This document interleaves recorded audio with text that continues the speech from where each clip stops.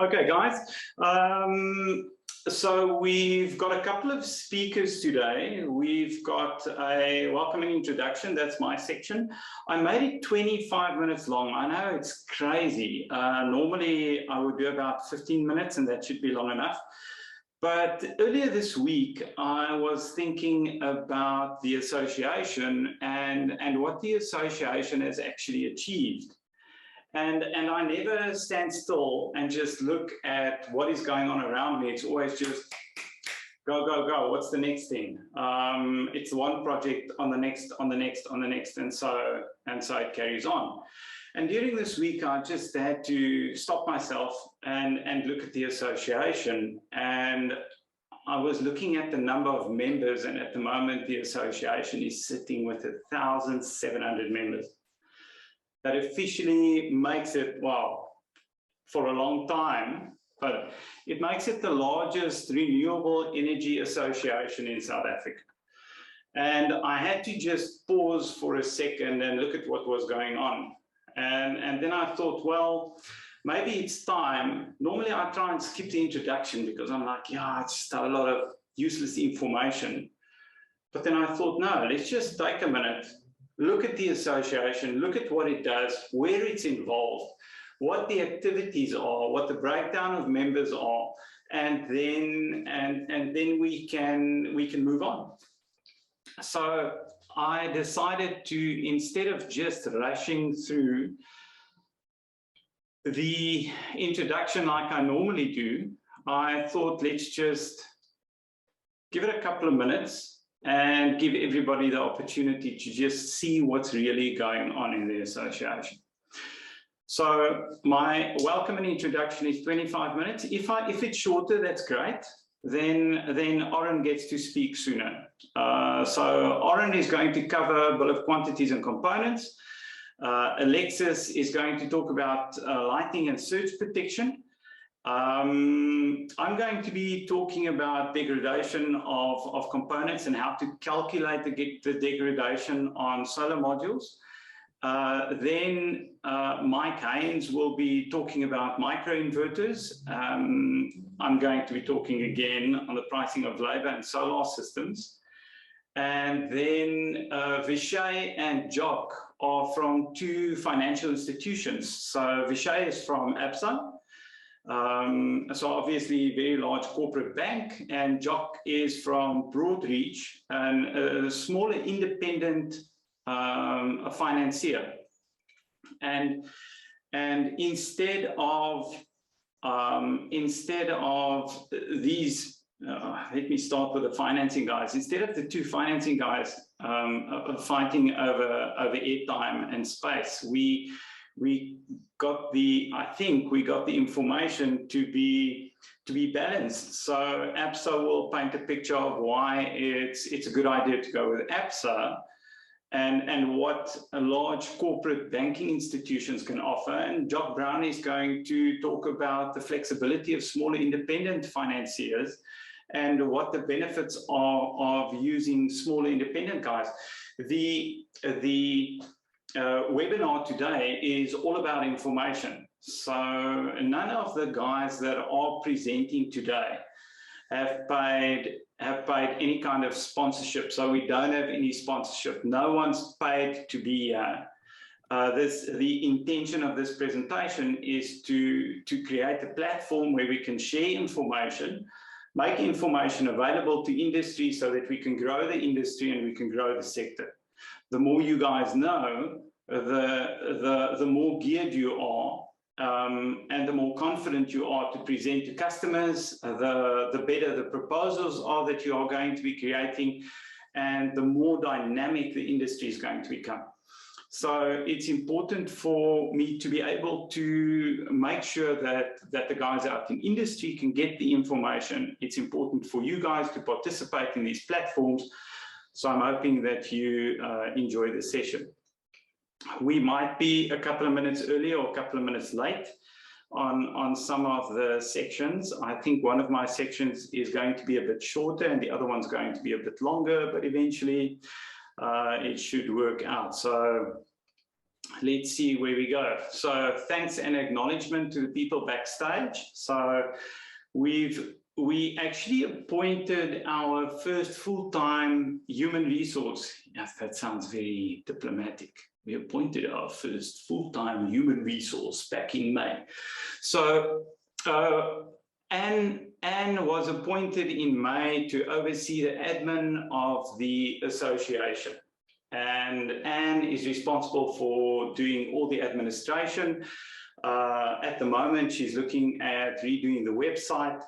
She has assisted in drafting a table that gives a breakdown of membership and membership categories. So Anne is doing a lot of work in the background. We've got Linda as well. Linda has participated in the last couple of months with regards to arranging these events and just getting everything sorted and organized until such time as Anne can take that function over completely. So thanks to Linda and Anne and all the other guys that I didn't think of including. We've always got guys sharing information and guys notifying other industry members of how they should be, how they could get a hold of the association and what the benefits are. We'll talk about those in a bit more detail on one of the upcoming slides. So thanks to all the presenters. Guys, thank you very much for making time available. And thanks to everybody participating and everybody attending. Thanks for taking the time out. We do, of course, have a lot of guys that register for the event simply so that they can get the information afterwards because they couldn't join the session while it was being presented. So we are happy to share the information with whoever needs it. So why is AreP needed? An association is a clan. So an association, I think I added the slide this morning with the intention of focusing on three things: having fun, doing teamwork, and being united. But I think what I'm just going to do quickly is I'm going to stop sharing. Many years ago, when I was an electrical contractor, when I worked in the construction industry as a contractor, I had no idea what industry associations were, what their function was, or how they worked. For me, an industry association was an issue because they always had some other fight with a different association. And there was forever this kind of, it was just not, I couldn't see the benefit of belonging to an association. And then this morning I thought, well, I actually think the easiest way to explain an association is to explain it by looking at a clan. So when I was in primary school, we used to have these schoolyard clans, and you would have the, I don't know, there would be a couple of guys who would like to be friends and maybe a little bit closer friends. So they, one school lunch break, they head off to a corner on the soccer field and they make a pact that they're going to start this clan. So they say, yes, we're this clan, and they give themselves a name, and they decide that they're the Eagles. And there's always this villain kid in the school, and they decide to team up against this villain kid. And then this villain kid decides, no, he's not having any of that. So he creates his own clan. So you've got these different clans. But so the clans are also there to have fun. I remember Linda speaking. Hello? Yes. Sorry, Linda, oh, is your microphone on? If you can mute it, that'd be nice. Ask.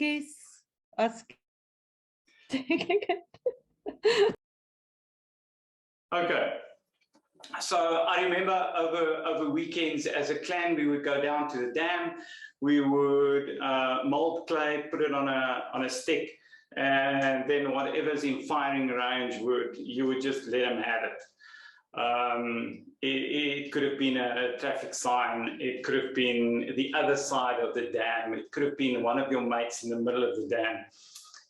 But either way, it didn't matter what you hit, you were a winner. So clans had fun together.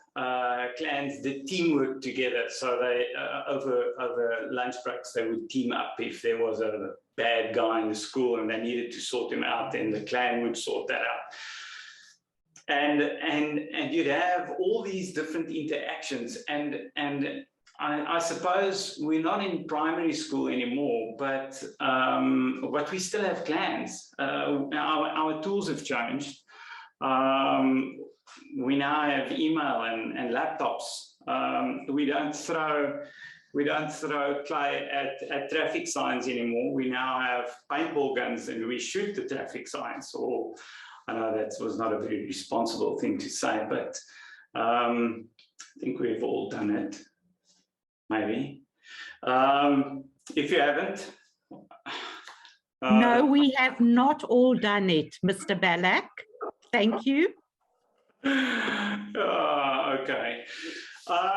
Anyway, so some of us have had more fun than others. The point is that a clan is there to offer a level of fun, offer a level of teamwork, give you not an identity, but it just makes you part of being something bigger. And you have certain goals that you can drive, and association is in essence the same thing. So in order to create an association, you have to have at least 7 guys to join your clan. So when AreP started, I haven't introduced myself. Good morning, my name is Carl Ballack. I am the guy that runs the Association for Renewable Energy Practitioners. Okay, now that we've got that covered. Different clans have different leadership styles. And depending on what your leadership style is, to a large extent, it dictates how the clan is managed and run. I believe that an industry body is exactly that. It's supposed to be an industry body that's owned, managed, and run by the industry. So think of the clan days back in primary school. Depending on the leadership style of the guy that managed the clan, you would have some of the guys in the group who would say, listen, let's go this weekend and let's go to the dam. And then you'd have someone else saying, after we've been to the dam, let's go and do that. And then after we've done that, let's go and do that. So you'd have the input from all the different clan members, and then the group decides where this clan is going for the weekend, and everybody is having an amazing time. So an industry body, as far as I'm concerned, should be the same. And effectively, this webinar was created as a result of an inquiry on a Facebook page where a guy said, guys, how do we cost solar systems? How do we get to that costing? And then I thought, okay, well, let's create a webinar that looks at the costing of solar PV systems. And that's how it was created. And I think each member in the association needs to have the ability to present and participate on a platform like this. So if you've got a presentation and you would like to share information, this is going to be the ideal platform. And I think you need to, if you're not a member already, you need to join up. So AreP aims to be a link between a number of stakeholders. I'm going to run through these last couple of slides, otherwise I see I am going to be running late. So hee-haw, we've got 1,721 members. Guys, that's amazing. Up until last year, we had a lot of guys in industry, the other clan, saying that an association is not an association if they give all the information away for free. So we have created tiers of members, and actually every guy that now writes a level 1 test actually becomes a paid member to the association. So we have paid members, and we have a membership category broken down. So we've got level C, level 1, level 2, company membership, corporate membership at 6,000 Rand a year, and then founding membership at 10,000 Rand a year. Anne is busy updating the website. So this table, this is only a short section of the table, will be added to the website. And then you would be able to see what the categories are and what the costs are. Services and solutions. So Pulose, I'm not really sure how to pronounce. I'm not really sure how to pronounce that name. I do see someone has raised their hand. I recognize it. That's good. I won't be able to give you a speaking opportunity now. In fact, if you can just hold on to that, I am running a bit late and we haven't even started yet. So if you can just keep that thought, or please type your question and either Linda or Anne will respond accordingly. So we have a P4 quality assurance program that is supposed to give financiers and municipalities the peace of mind, and end users, of course, the peace of mind that the guys who do installations with the P4 quality assurance platform at least have an idea of what goes on in solar. I'd like to think that the membership is a relatively straightforward process. You should be able to enter all your information and become a free member on the AreP website from your phone. P4 online test. So our online test has been written in a number of countries. I think that has expanded. I haven't checked it for the last couple of months, but we at a time we had guys that have written the P4 test in 13 different countries. So it's nice to see that something that has been created is being adopted in other, not being adopted, but is being attempted in other countries. So it's nice to know that it's working. There are different levels in the P4 platform. So I would imagine that at least a guy with a level 1 P4 certificate would be able to, that is what municipalities and banks are accepting at the moment. So guy with a level 1 has an understanding of things like temperature coefficient, difference between AC and DC and that kind of thing. So I don't think I know the slide says understanding basic design, but I don't think the P1, the level 1 P4 certificate is that basic. We've got a lot of guys from with the quality assurance platform from the other clan that can't pass the level 1 on this platform. So I don't think it's entirely that basic. We've got targets for the year. We wanted to have 1,500 registered members for 2021. We can tick that box. We wanted to have 150 subscribers that pay for services. We can tick that box. And we wanted to have 100 monthly test applications by December 2021. Yeah, it's not quite there. but we are busy working on it, and I think next year is going to be a crazy busy year. Let's just see. I almost think that brings me to the end of this presentation. Guys, thank you very much. If I remember correctly, Oren is the next guy up. Right. Good morning, everybody. Thanks. I think the turnout for this webinar is currently sitting at 324 participants, which is a really good number. So just to go through what I want to chat to today, I'm going to do a quick introduction on AreP Electrical Wholesalers, just who we are. We're going to have a chat about the required BOQ or BOM of what we need to successfully quote. Also, if you do not have a BOM, what information we would need to get that information through.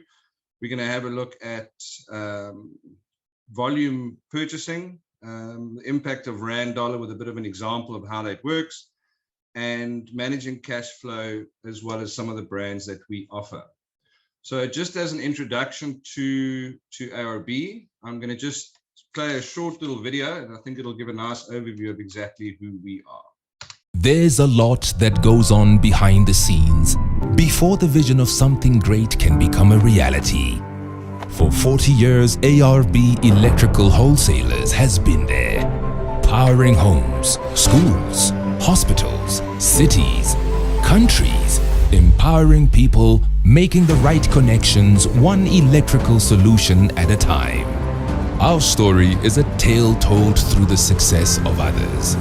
Thousands of local and international clients whose projects have been brought to life through our wide product offering, the efficiency of our service, and the unwavering commitment to a job well done.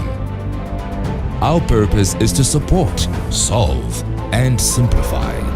We put in the hard work behind the scenes to make our customers' lives as simple as possible. If they require electrical solutions for a project, there's no one as driven to serve that need as we are. We've come a long way from a humble shipping container in Richards Bay with a single employee rising to take our place as South Africa's largest independent supplier of power cables, overhead line equipment, conductors, and electrical contracting materials. With a team of over 650 dedicated professionals, 21 branches in all 9 South African provinces. We've listed on the Johannesburg Stock Exchange, crossed borders into sub-Saharan Africa, expanded our product range to 20,000 products, and kept up to date with advancements in the industry, evolving with the times to meet the world's growing demand for reliable energy and solid infrastructures. These achievements, while proud milestones in our 40 years, are eclipsed by the real rewards, lighting up the lives of millions of men, women, and children around the continent of Africa, expanding avenues of possibilities that lead to the greatness of others. The core principles on which we are founded: put people first, make a plan, stay driven, and stay humble, continue to shape the way we do business today.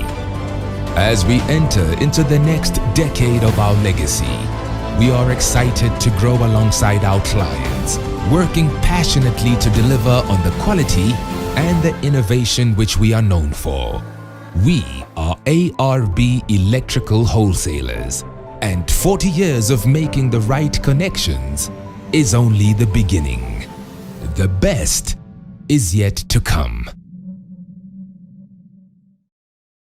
Great, thank you guys. So just in brief, we've been around for 40 years. We are the largest independent electrical wholesaler in South Africa. Started from a very small operation back in the early 80s in Richards Bay, and have grown to quite a formidable company servicing a number of different sectors. So some of the project capabilities that we have, we do power and instrumentation, cable, overhead line equipment, general low voltage products, cable management solutions, so all the strutting, lighting, and in renewables, which is what we're going to have a chat today. The industries that we service and the business sectors that we service are large and heavy industrial, government and parastatals, construction industries, electrical contractors, mining industries, domestic and DIY markets, as well as PV solar. We, 2 years ago, moved into our new distribution center. It is centrally located in Midrand. The property is 45,000 square meters. We recently added in additional racking to be able to hold in excess of 7 megawatts of panels, solar panels in stock at any given time, which is only in the central distribution center. We have 21 branches throughout our network, and every single branch holds stock of all PV related equipment, which would include panels, inverters, batteries, and balancer system. So I think just to sort of kick it off, why choose AreP as a partner in supply? We have a national footprint right throughout the country. We have our own fleet of trucks, so we do delivery direct to sites, which can, in solar panels, can be quite bulky, quite cumbersome, and quite expensive. We offer credit facilities. We have very competitive pricing. We have a very big sales team, and internal as well as external sales teams with specialists within the solar industry that sit within the branches throughout the country. I think the big thing with us is we prefer to supply installers rather than supply end users. So we supply the registered installers. We have access to all the major battery brands, inverters, solar panel brands, and the likes. And the warranties that we offer fall in line with the product manufacturer's terms. We manage the process of the warranty on behalf of the contractor. So if you have a faulty unit, it will back to back on the warranty. However, we will manage that process for you. We supply both residential and commercial on the EPC side, and smaller 3 or 5 kilowatt systems. And we work with our customers. So prior to the project start date, we can plan and make sure that your projects are successful and the items are delivered to site. So just a little bit about AreP and who we are and what we essentially do. When we look at what information do we require, so information that we would require to speed around turnaround times is items like a detailed bill of materials. So that'll include everything from the AC side as well as the DC side. The panels, the inverters, the balance of system, the protection, all of that. If we've got that as a bill of material, it speeds up turnaround time. Project starting dates are critical so that we know when you require what stock. And then specific brands, if applicable. So if there is a specific inverter brand you are looking for, or a battery brand that we are looking for, that we make sure we service you the way that you need. And then, of course, the quantity of each item, or the size of the items that are required. Now, this is not always possible. Sometimes it is not possible to have that. And if we do not have, or if you do not have a BOM or a BOQ, we can assist in putting that together. So what we require is for you guys to gather as much information as possible. AreP can then assist in creating a recommended BOM or BOQ. This would still need to be approved by the installer, as you are the registered entity. Oren, yes. can I quickly interrupt you? Sure. I'm sorry. Just as a first-time installer, so me as a newbie in industry, for me as a new guy in the industry, in your previous slide you said BOM and BOQ. What is a BOM and what is a BOQ? Sorry, yeah, a BOM being a bill of material, or a BOQ, same thing, which is just a bill of quantity. Okay, so a bill of material and a bill of quantities. What is this? This might sound silly, but we've got guys that are salesmen out of a completely different industry. What is a bill of material? A bill of material sounds like something you get from the municipality that shows you how much electricity you've used. A bill sounds like it should be an invoice, but what is a bill of material? Well, it's not what is attached to the front of a duck, first of all. But so a bill of material could be, would be, how many panels do you need? How many inverters do you need? How many batteries do you need? What protection would you need?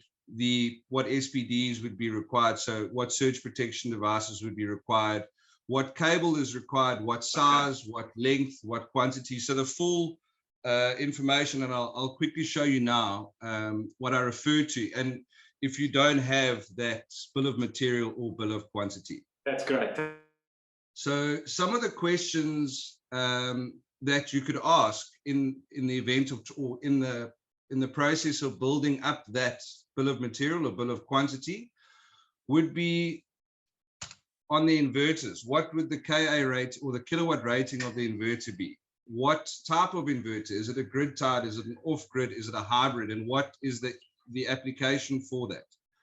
Is this a single phase or a 3-phase installation? The battery compatibility, I think that's quite a big one. Not all inverters work with all batteries. Certain batteries work with certain inverters. On the solar panels, so what kilowatt rating would you require on the solar panels? What space is available? So on the space availability, if it's a rooftop installation, you may not have the luxury of putting many panels in place. So you might want to use a higher kilowatt panel versus a lower kilowatt panel, just depending on the space. And then the monocrystalline versus polycrystalline, the two different kinds of panels, and what would be required on premises. On the batteries, again, you would need to find out, is it lithium ion? Is it lead acid? Is there a specific brand? Sorry, is there a specific brand that is required? The amp hour or the kilowatt rating, what is required? What is this battery required to do? The battery bank voltage, I think that's also quite important because that ties up with the inverter. Certain inverters are 24 volt. And batteries could be a 48 volt. It will not be compatible. So you need to make sure that the battery voltage ties up to the inverter. The other one is the C rating on the battery. So what are you required to do? Some batteries will say that it'll give you 5 kilowatts, but it's only a half C. So you actually cannot draw 5 kilowatts of power. It'll give you 5 kilowatts over the time, but the C rating is quite important in that environment. Another one that we've found that a lot of installers tend to miss this one, and it is a critical part of the installation, which is the solar panel mounting structure. So how are you going to install these solar panels to the roof or to the ground, or how are you going to install them?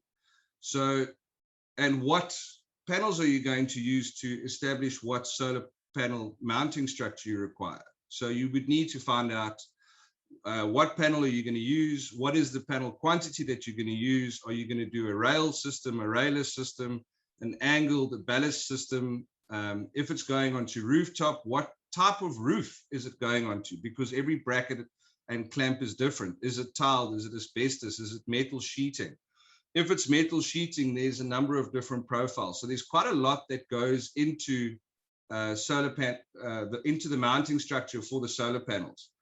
And very important to use the correct mounting structure and not just a piece of steel that you kind of bolt it to, or bolt the panel directly to the steel roof, which we've seen applications like that before. And then the number of strings and what is the placement of these panels. Where are they going on the roof, so that we can establish exactly what is required with regards to wind upliftment in specific areas and so on. So a very critical part of the installation. On the balance of system, this also, we noticed that there are certain contractors that kind of skip over this, and then try and make up with it in the end, and then the project does not turn out to be profitable. So, asking questions: what is the combiner box that's needed? How many strings have you got in? What is your in and out on your surge protection devices? The KA rating, type 1, type 2, is it needed, AC or DC? On the solar PV cable, it's a specific cable that's used, which has a UV resistance in it. It's not just a piece of extension or cab tie or surfix. The color that's required, the quantity that's required. Also looking at that quantity and thinking, well, I'm going to do a number of different projects. I might want to buy a 500-meter roll instead of buying 50-meter rolls incremental for every project. On the distribution board, on the essential load as well as the standard distribution board, what is the specs? How much space do you need in that board? Is it an 8-way board, a 12-way board, an 18-way board, whatever it may be? The list of breakers that are required for each item. Then we look at the cable management. So trunking size, how much PVC trunking do you need? How much the cable ties that you're going to use to attach. Again, specific cable ties specific for PV solar, which also have UV stabilization in them. The PVC gland size. If it's a bigger installation and you need galvanized ladders and trays, what are the lengths of these ladders and trays? What are the bends that are required? What are the sizes that are required? What is the size of the cable that is going into that? On the battery cable as well, certain batteries come with battery packs, with cable packs, certain do not. A lot of the contractors prefer to utilize or to make up their own battery cables, and you need to establish what is the thickness of the cable that you require based on the output of the battery, the color, the quantity. Then battery fuses. So how many poles, what fuse sizes are required? So again, quite a bit of information that's required in the balance of system when putting the bill of material or bill of quantity together. It's not just an inverter and a battery and some solar panels. So sort of adding on, there are benefits in buying bulk versus small. Yes, cash flow is not always available, but on certain lines that may be a benefit to the installer. So the most important thing in any successful project is the cost per watt. So you're trying to drive the final cost per watt on your installation down to be competitive with other people within the market. And the best way to do that is to get the cost of material down to the best, or to the lowest point that you possibly can. So we have quite a unique offering. AreP, we work with our customers to ensure that projects are successful. And if we can understand the pipeline, we can plan with the installers and contractors together. When you look at certain things that have happened, we've just had the new variant, which pushed the rand dollar completely in the wrong way. Majority of this product is imported, which means the pricing of the product is escalated as it's come in based on the rand dollar.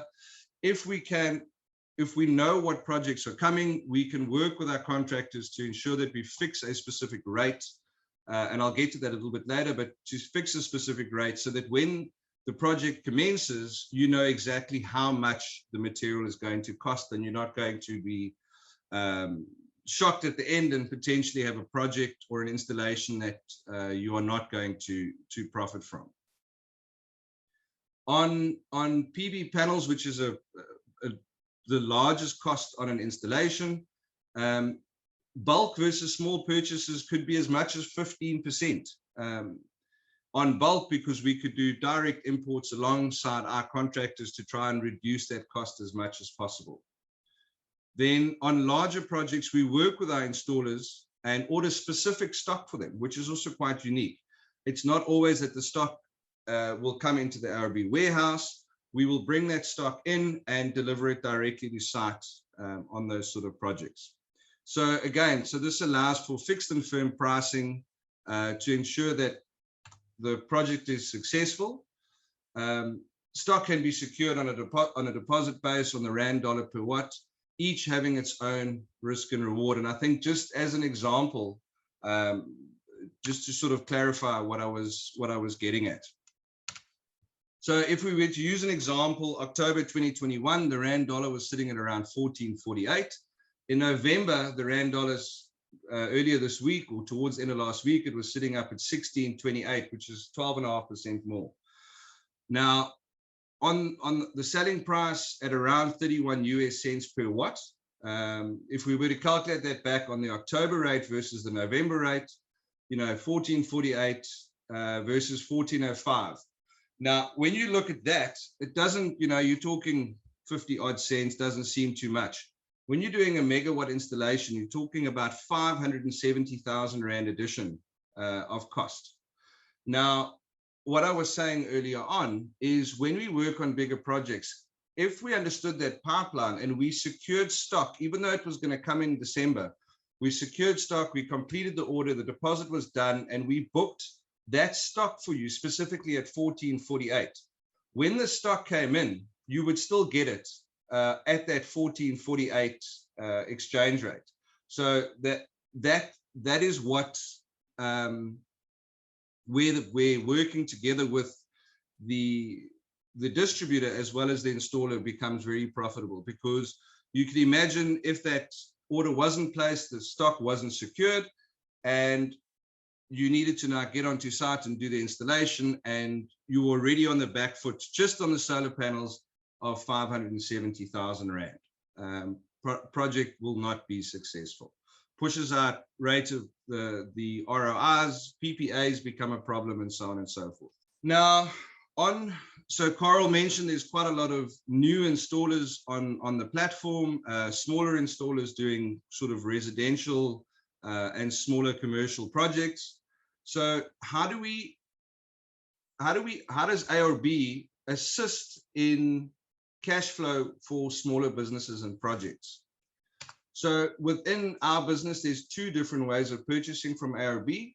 One is successfully opening up a 30-day net account from statement, and then you would receive your statement at the end of each month and pay 30 days from there.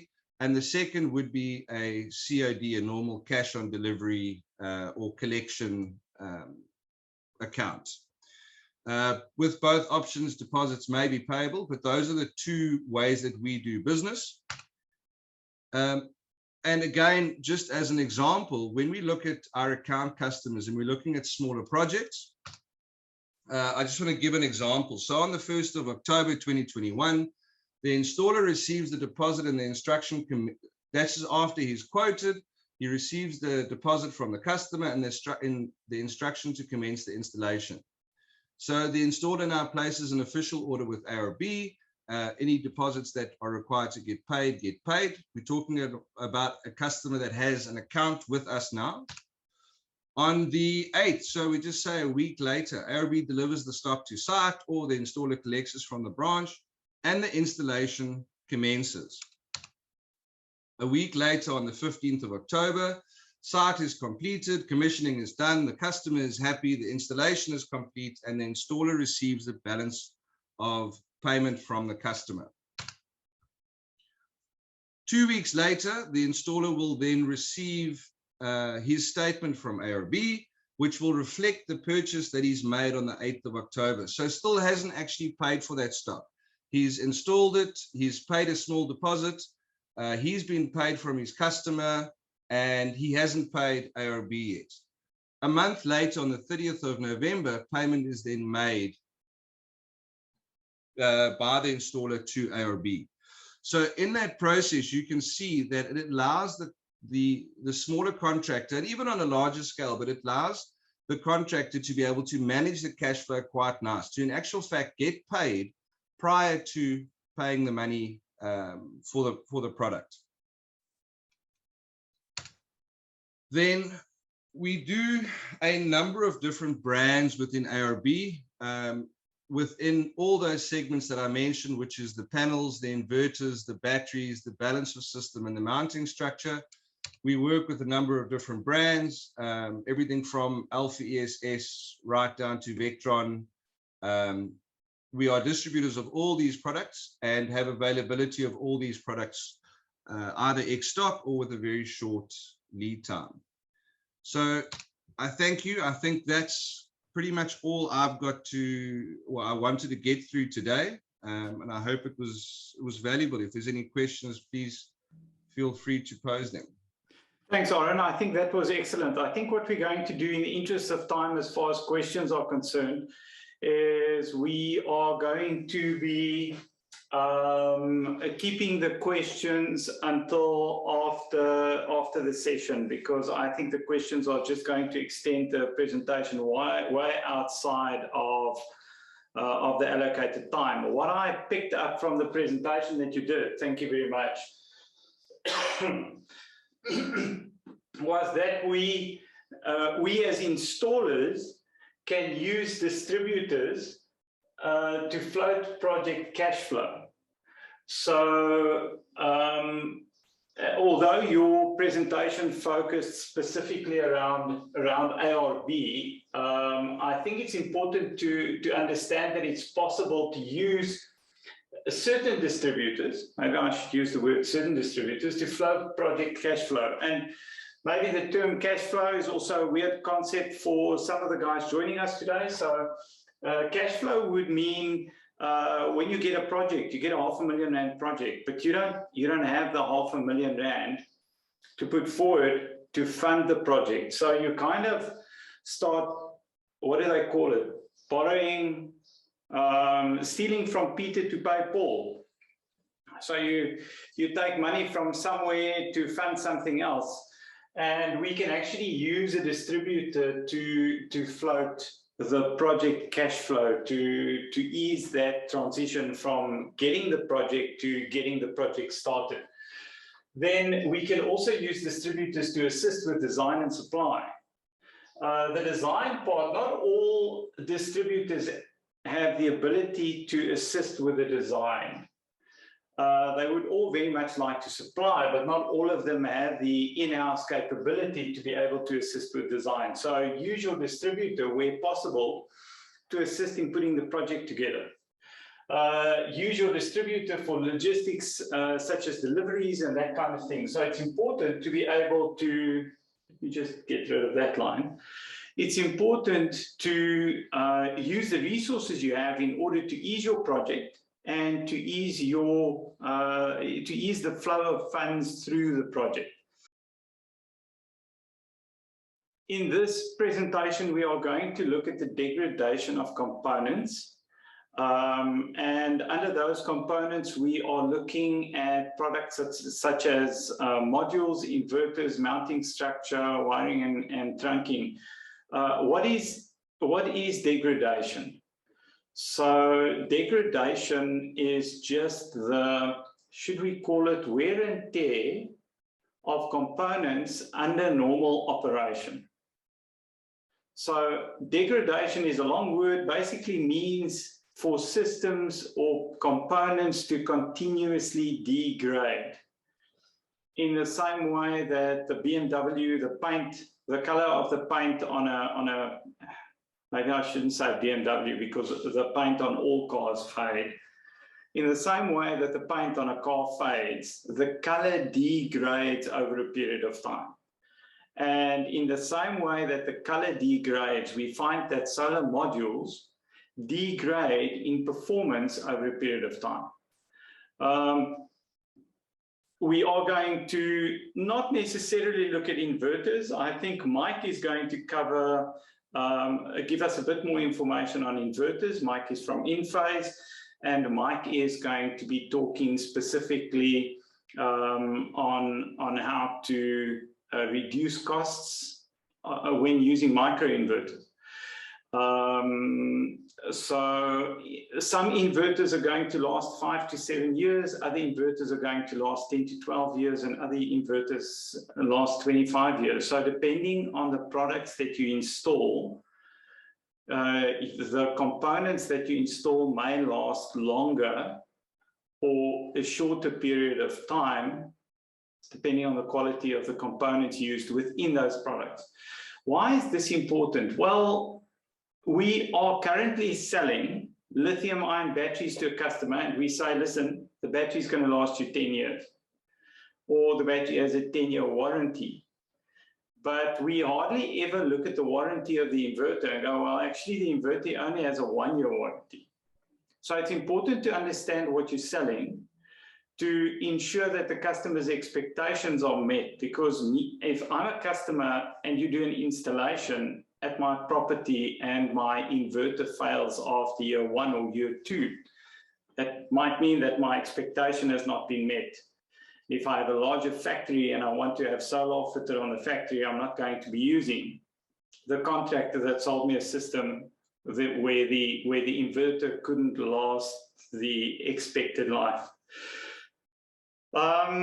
Mounting structure may rust depending on the type of material. So these are all just different types of degradation. Wiring and trunking, so your wiring may overheat.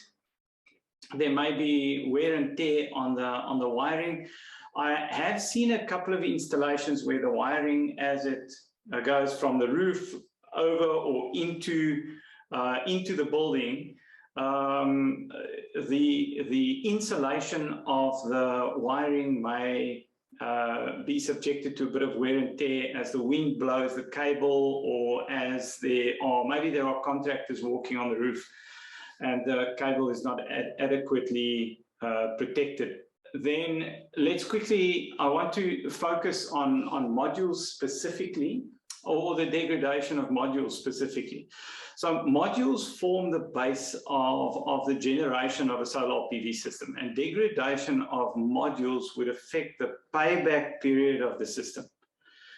Calculating degradation is an important part of the financial model. So this has to do with what the solar system is costing the customer over a period of time. Every year, your solar system degrades. So every year, if you give a customer a 100 kilowatt system today, next year, that system is only going to be producing 97.5 kilowatts. The year after that, it's going to be 97 kilowatts. So every year, the system degrades. It's important to take that degradation into consideration, especially when we start looking at the financial models. But let's just try and understand how this works.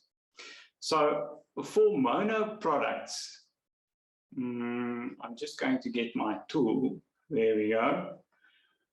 For mono products, modules degrade 3% for the first year from the warranty commencement date. So the warranty commencement date is the date of installation, and 0.5% per year thereafter from the 2nd to the 30th year of the warranty period. Now, guys, this is a document.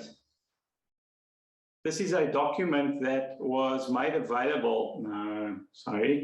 This is a document that was made available by a specific solar module manufacturer. So these warranty conditions are specific to a specific brand. And then it continues to say for poly products, 2.5% for the first year, and then 0.5% per year thereafter. So it's important to get your hands on the warranty conditions so that you understand the solar modules that you are selling, how much are they going to be degrading by, or at what rate will the degradation take place.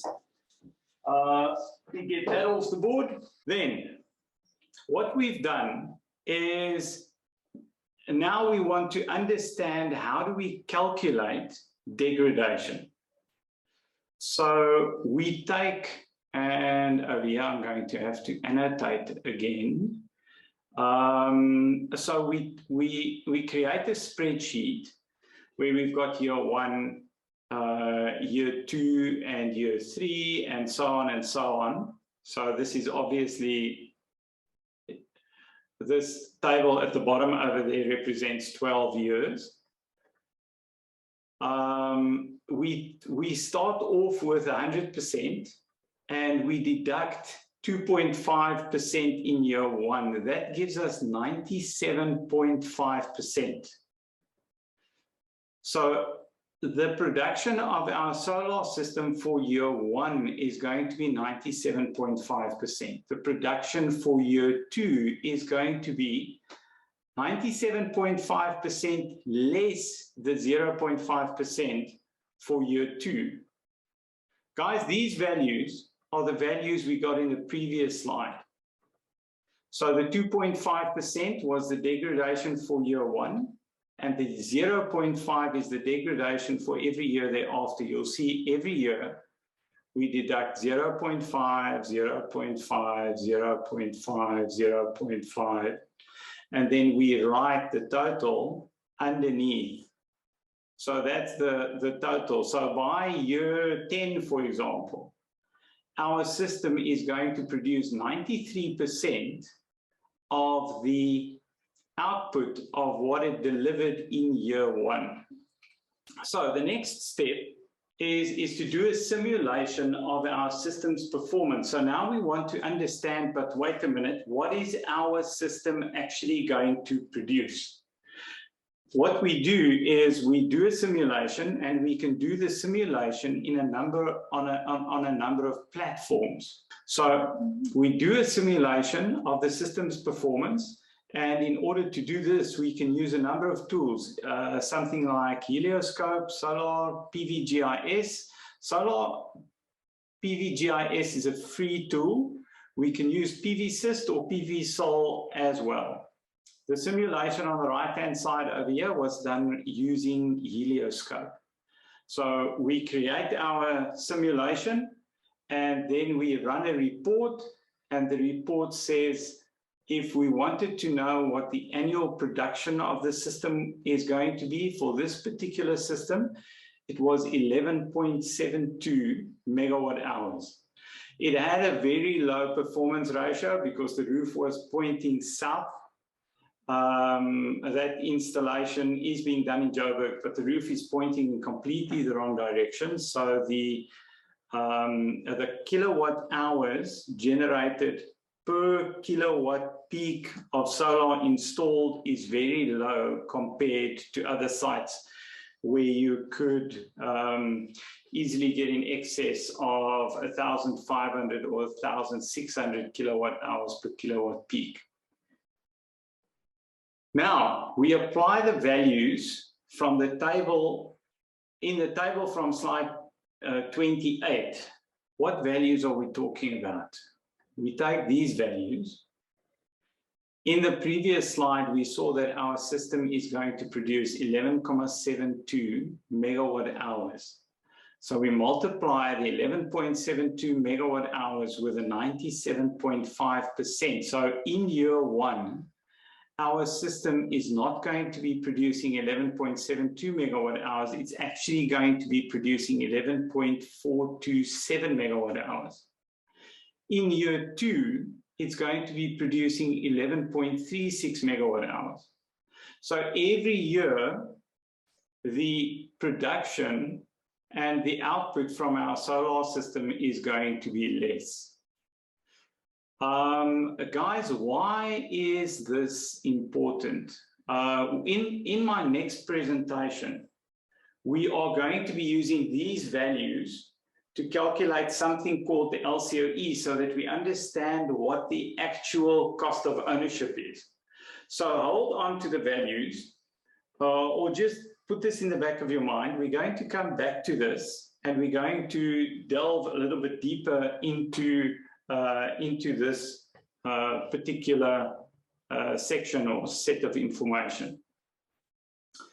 Now, what I've done is, for this particular session, I've created a relatively short session.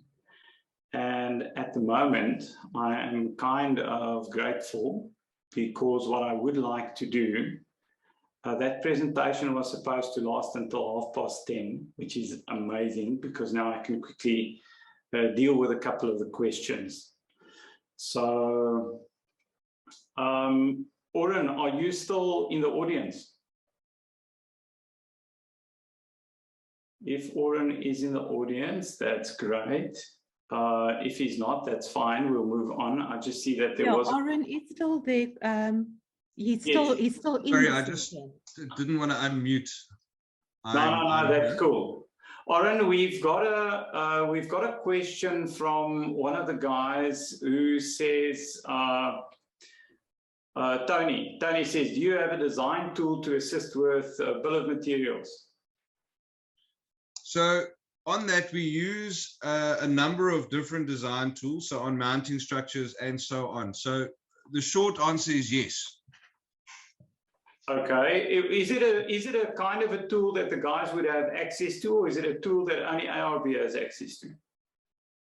Some of the tools are that we have access to, but if we look at something on the mounting structures, those are available online on the mounting structure manufacturer's website as well. But I can put something together and share that. Yeah, that is excellent advice. Thank you very much, Tony. So there are some of the mounting structure manufacturers where you can do your design, and then it'll give you a bill of materials for the design that you've done if you tell it what type of roof structure you have. So it gives you a full list of all the materials you need. Unfortunately, I think what we don't see in industries is I don't think there is a tool that will give you a bill of materials for your inverter, your mounting structure, your solar modules, your full design. Each tool is very specialized around a specific product. So you would have a specific manufacturer that would have a tool that would be specific to their product. Thanks, Oren. Let's just see. Kalpesh wants to know if anyone else lost audio. And then a higher power office said the audio was fine. That sounded very ominous. A higher power office. Justice, okay, so audio is fine, audio fine. Guys, if you have lost audio, you wouldn't be able to hear me. So how do we do this? I would assume, I'm just going to type this to everyone. If you have lost audio, please log out and log back in. Cool. And then Tony said Seagen's got a nice design tool. Thanks, Tony. That's good to know. Edwin says we would appreciate the calculation sheets, as I've seen various design tools that is ineffective. Is there a generic design tool? I'm aware that Seagen, Solar Advance have that already, but found quite a few flaws in it. Yeah, Edwin, unfortunately, I see when you do a design, I almost want to think that you've got to do it twice. You do it once on the tool that you've got and once for your own records, just to compare the values of what the tool gives you and the values of what your design says. So I found that there's quite a bit of work involved as far as the design is concerned, and it's not always as straightforward as just downloading a tool and off you go. So it's quite amazing if you look at the sector and you look at the design side of things. I've got another guy in industry who says that they don't do anything free of charge in their sector. And what's interesting is in the solar sector, if you look at an EPC, you go out to see a customer, you have to do, in order to give them the quote, you have to almost do a full design. You make certain assumptions on the design in order to give him the price. But a lot of those assumptions are exactly that. It's thumbsuck. So you spend a lot of time. On generating this proposal, and that's actually done free of charge. And you've got a relatively small chance of being awarded that project. Henry Vermeulen says, Carl, we have a tool for residential applications at the moment, and they may make this available to the trade if the demand is there. Henry, consider the demand to be there. Maybe you should contact me afterwards, and then we can see what the tool is like, and then you can decide how and if you want to make it available. So I think it would be good if you can contact me afterwards, then we can rather have a discussion around the tool, what it does, and then we can see how we make it available. Carl? Yes, Linda. Martin Stokes was asking why is the term module applied and others call them panels. And Alexis has joined the presentation, but I have tried to promote him to a panelist. But if you can just please try to help me, because I'm not sure why when I click on promote to panelist, it is not. Oh, it has now worked. Yes. I think I just pounded that's fine. Spacebar. Alexis is in. Alexis, I've actually got Mike Haynes to quickly do the presentation from 10:30 to 11. Would you be able to do from 11 to 11:30? Would that work with your program? That's perfect. Thank you, Carl. Thanks for understanding. Thanks, Alexis. Mike, are you there? If Mike is in. Okay. If Mike is not in, it's not a problem. Oh, James says that they have their own tool as well, that they've got a tool as well, but there are some guys who have tools that only use them internally. So I think the bottom line is, if you want to start out in the solar sector, your first couple of steps would be about building a network, building a relationship, going to see distributors, finding out who can help you with what, and what is it you need to do. So go and see as many guys as you possibly can if you want to start out in the solar sector. From my point of view, it would be for one reason and one reason only. If you are not seasoned in sizing and designing systems, the one thing that you want to manage in your business is risk. And the only way that you can effectively manage this if you are new to the solar sector is by building relationships and using the resources you have at your disposal to make life easy for you. So how are you going to do this? Well, you build relationships with the distributors who would be able to assist you with their design tools. If they're not comfortable to make them available, you would use electricians that are qualified to do the installation. Guys, it's an interesting market, it's an interesting sector, and unfortunately at some stage or the other, based on the electrical installation regulations, you have to have an electrician that signs off the installation from a safety point of view. In order to do that, you have to either be an electrician or have a good relationship with an electrician.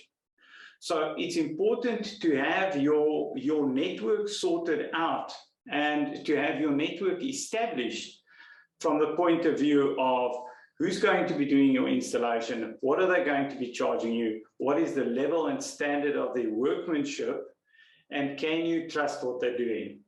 So if you are going to be looking at guys that are going to be doing your installations for you, approach the contractor, go to site with them, have a look at some of the work that they've done, make sure that you are comfortable with what they are going to be delivering. Edwin said, Carl, please will you ensure that the tool is accurate and applicable for South Africa's environment? Yeah, Edwin, I'd be happy to have a look at different tools. I think it's important to look at a variety of tools. Retief says to be addressed after the webinar. There's quite a number of industry associations. Can you possibly do a comparison of the various associations to that one can decide whom to join? Yeah, Retief. So you're asking one clan to rate another clan. Okay. I think, many years ago, there was a rift between the two large electrical industry bodies, the ECA and the ECB, and they had massive internal politics that caused a division between the two associations. If we as an industry want to create if we want to create a singular standard, and we want to drive a single standard, and we want to ensure good quality installations, the only way we can do that effectively is by all industry bodies working together. So there's no ways that industry would be able to manage. Sorry, I just have a guy phoning me on WhatsApp. There's no ways that industry associations would be able to control the quality and standard of installations if the associations are all pulling into different areas. So from an association point of view, I think you've got to be comfortable with your clan. Now, to those of you that have only joined recently, when we started this morning, we said that an industry association is like a clan. There's a bender, and you join the clan that you are comfortable in joining. So if you are comfortable in the way that the information is presented, if you are comfortable with the transparency in an association or in a clan, then that's your tribe. What was that? There was a story about that a while ago where who's your tribe? So you effectively join, you make friends with people that think and work like you do. Okay, not all of us, but essentially, if you are building a network, you want to be comfortable with the people that you surround yourself with. So if you are comfortable with the information and the way that the information is presented and the type of people in a specific association, then that has to be your association. I would, if I were you guys, phone Anne-Marie, phone Anne, not two different people, same person. It's just Anne-Marie is kind of weird in English, so Anne prefers to be called Anne. Phone her, have a discussion with her around membership, and just see if you're comfortable with Anne. Anne is the person, the go-to person that's going to be managing the admin in the association. If you're comfortable with Anne, you can have a discussion with her. She's open and honest. The information is transparent. What you need, you can get access to, and there's some level of communication. Then maybe that's your association.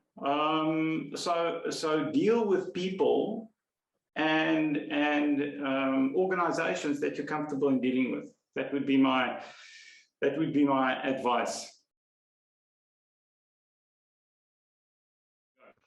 First of all, thank you, Carol and Linda, for this opportunity to join you this morning. I appreciate it. What I'm going to talk to you about today is a little bit about distributed architecture and why that wins over time. We'll mention the installation costs and also maintenance and replacement costs. And this is really about micros versus what has been the traditional technology. Distributed architecture and generation wins. And we also can call this local architecture.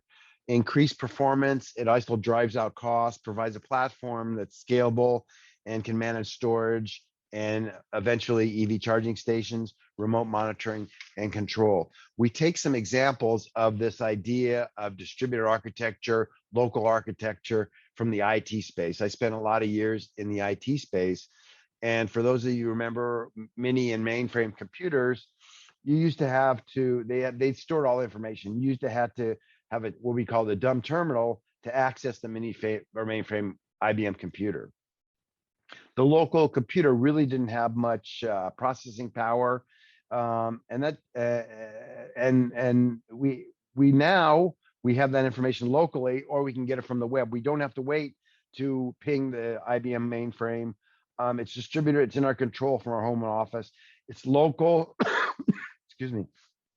And we also have huge disk drives on our computer. So not only can we get the information, we can also storage. I mean, I went to get a new Apple computer and has 1 terabyte of storage on it locally. That's a lot of storage. I remember being in the disk drive business, you had 10 megabytes. We also, another example of distributed versus centrally controlled is with smartphones. Now you can call anybody in the world through your application like WhatsApp. Over the phone, we have a lot of processing and a lot of capabilities that previously were controlled centrally. Now the information is distributed locally. When we have the electric grid, like in South Africa, I know there's some issues. I was there was rolling blackouts or load shedding, as you call it, euphemistically call it. I'm not exactly sure how many new power plants Eskom can build, but certainly I think there's 13 coal-fired power stations, and 3 of them in the early 90s were decommissioned. So with innovations in technologies and distributing it architecture locally, we can generate electricity from our rooftops, panel by panel, and reduce the dependency on the central source of electricity. There's these devices that we have, our computers, their phones, and now they're PV inverters that are getting smaller and more powerful, and they're local. They're on your roof, and they can manage and control them. And it's also easy to use the software on these devices. We're not taking questions, are we? We're into the end. There was one comment. There was a guy who asked whether it would be possible for you to click the present button on your presentation, because I believe that there might be some guys that are joining us from their phones, so that makes your presentation extremely small. Okay, so where do I go to do that? Bottom right, in the bottom right. Bottom. Okay. There, just a bit to the left. Bit to the left. Here? That one right there. Yes. If you press that one. Okay, well, it's pretty easy because I haven't gotten very far. I have 50 slides and we're only on the first one, so you got a long way to go, guys. Okay, thanks, Mike. So this was the reason I mentioned this about distributed local architecture. This really was the vision for microinverters. Others coined this term micro level power electronics or module level power electronics, MLP. It's really a spin-off of the microinverter technologies, and we don't really want to debate that at the time, but putting more and more technology, more silicon on the chips means you have more control, the cost of installation goes down, the maintenance goes down dramatically, and the reliability improves exponentially. Software-defined architecture is managed locally. It lowers heat, it removes moving parts, and there's just few overall parts altogether, and it equals better reliability. The failure rate of micros currently from the brand E is 0.08%. And you'll see that later on. It's crazy reliability. It's similar to what we expect with phones and other devices, not what's expected in the PV industry. So software can change the behavior of the device, in this case, remotely on the roof. It's a complete system. It's bi-directional. We can talk to it. And I know the people in the Cape Town Authority like the idea of microinverters. They were very chatty with us when we were getting the certification. Enphase is a silicon-based company, and the business model is kind of based like on Cisco. There's no big factories. We do our best, what we do best, and that's focusing on the technology, and we leave the manufacturing and actually the logistics to professionals. We even outsource logistics, delivery, and so forth. So of course, we own the design, the process, the software, and the hardware, and we monitor every single unit that's manufactured. And we provide a lifetime warranty. 25-year warranty is by far the industry's best warranty. And the reason we offer it, not because we're nice guys, which we're not, it's because it's tested and it's designed to last that long. We don't give the warranty away because we're thinking it's going to last 5 years. No, these are built to last 25 years. And we believe that this should match the high-tech modules that your customers are buying and spending a lot of money on. It doesn't make sense to me. You're spending a lot of money on a module, excuse me, that's going to last 25 years, and you buy an inverter that's 5 or 10 years. Then what? Okay, can you replace it? Yeah, the modules have aged, you've aged, the roof is aged. And are you going to get an inverter that's going to match those existing modules and maximizes? No way. So let me just go to the next slide here. Here's the value proposition of the microinverters: higher performance, superior quality, reliability, design, and installation, which I'll talk to a little bit now. Safest solar and intelligent monitoring and control systems. We refer to as PRSSI: performance, reliability, simple, safest, and intelligent monitoring. We talked a little bit about this. I'm jumping around a little bit here about the production. You have distributed architecture. We all know that shading is not just something that happens. Sometimes it's on almost every module. It's dust, it's bird droppings, it's branches. There's shading on almost every single solar array. There's module mismatch. Modules coming from the manufacturing source do not produce the same amount of energy. They're tested in the same factories. They're made the same way, but there's module mismatch all the time. Over time, that gets to be even more greater. And then there's low light conditions at certain times of the year. And microinverters take advantage of that and produce more electricity early in the morning and later in the evening. Here's the reliability that I mentioned. This says 0.05%. We continually drive this down. And what that actually means is one microinverter is replaced in every batch of 2,000 in a given year. And we have the data to back that up. Mentioned about the reliability, the quality. It doesn't take a rocket science to figure out if you have less components, less heat, and less moving parts, a product's more reliable. So here's the part count of N-phase versus string inverters and string optimizers. The average components, passive components, capacitors, mechanical parts. So overall, less parts, less heat, more reliability. Again, it's not rocket science.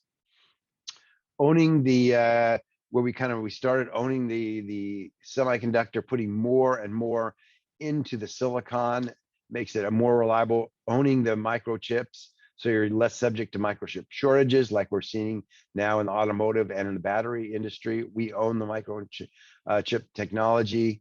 It's software-defined architecture, and we're going to manage all the devices in the home.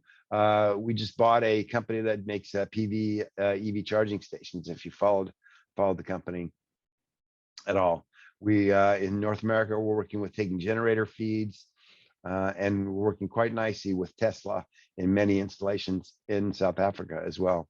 Semiconductor technology, high quality, safety, flexibility, great value, supply chain efficiency, lower cost, and greater customer experience. And we talked about the monitoring and the controls, and the monitoring and controls also feed back into the installation costs. There's no question that installation is an issue and cost is an issue. So why not be able to look at a system where you can say, Mr. Customer, instead of putting 20 modules, why don't you put 10 and get the best you can, get the maximized production. If you want to add more, great. But you're managing to their budget, and great. You can go get a less expensive product. It's not going to last 25 years. If you want the best, add it now. When you get another bonus or the economy gets a little bit better, add more modules. That's fine. You're going to own, Mr. Customer, you're going to own that system for twice, maybe 3 times longer than you own your car. Make smart decisions, get the best you can, get the 25-year warranty. Add panels if you want to, have that option. There's no other systems that allow that kind of flexibility other than microinverters. When a system is installed on the roof by installers, you're putting the panel on, the racking on, and you're putting the inverter on the racking. It's plugged into the AC cable, and that's it. Basically, you're done. You're running AC cable off the roof. You're saving on the installation costs.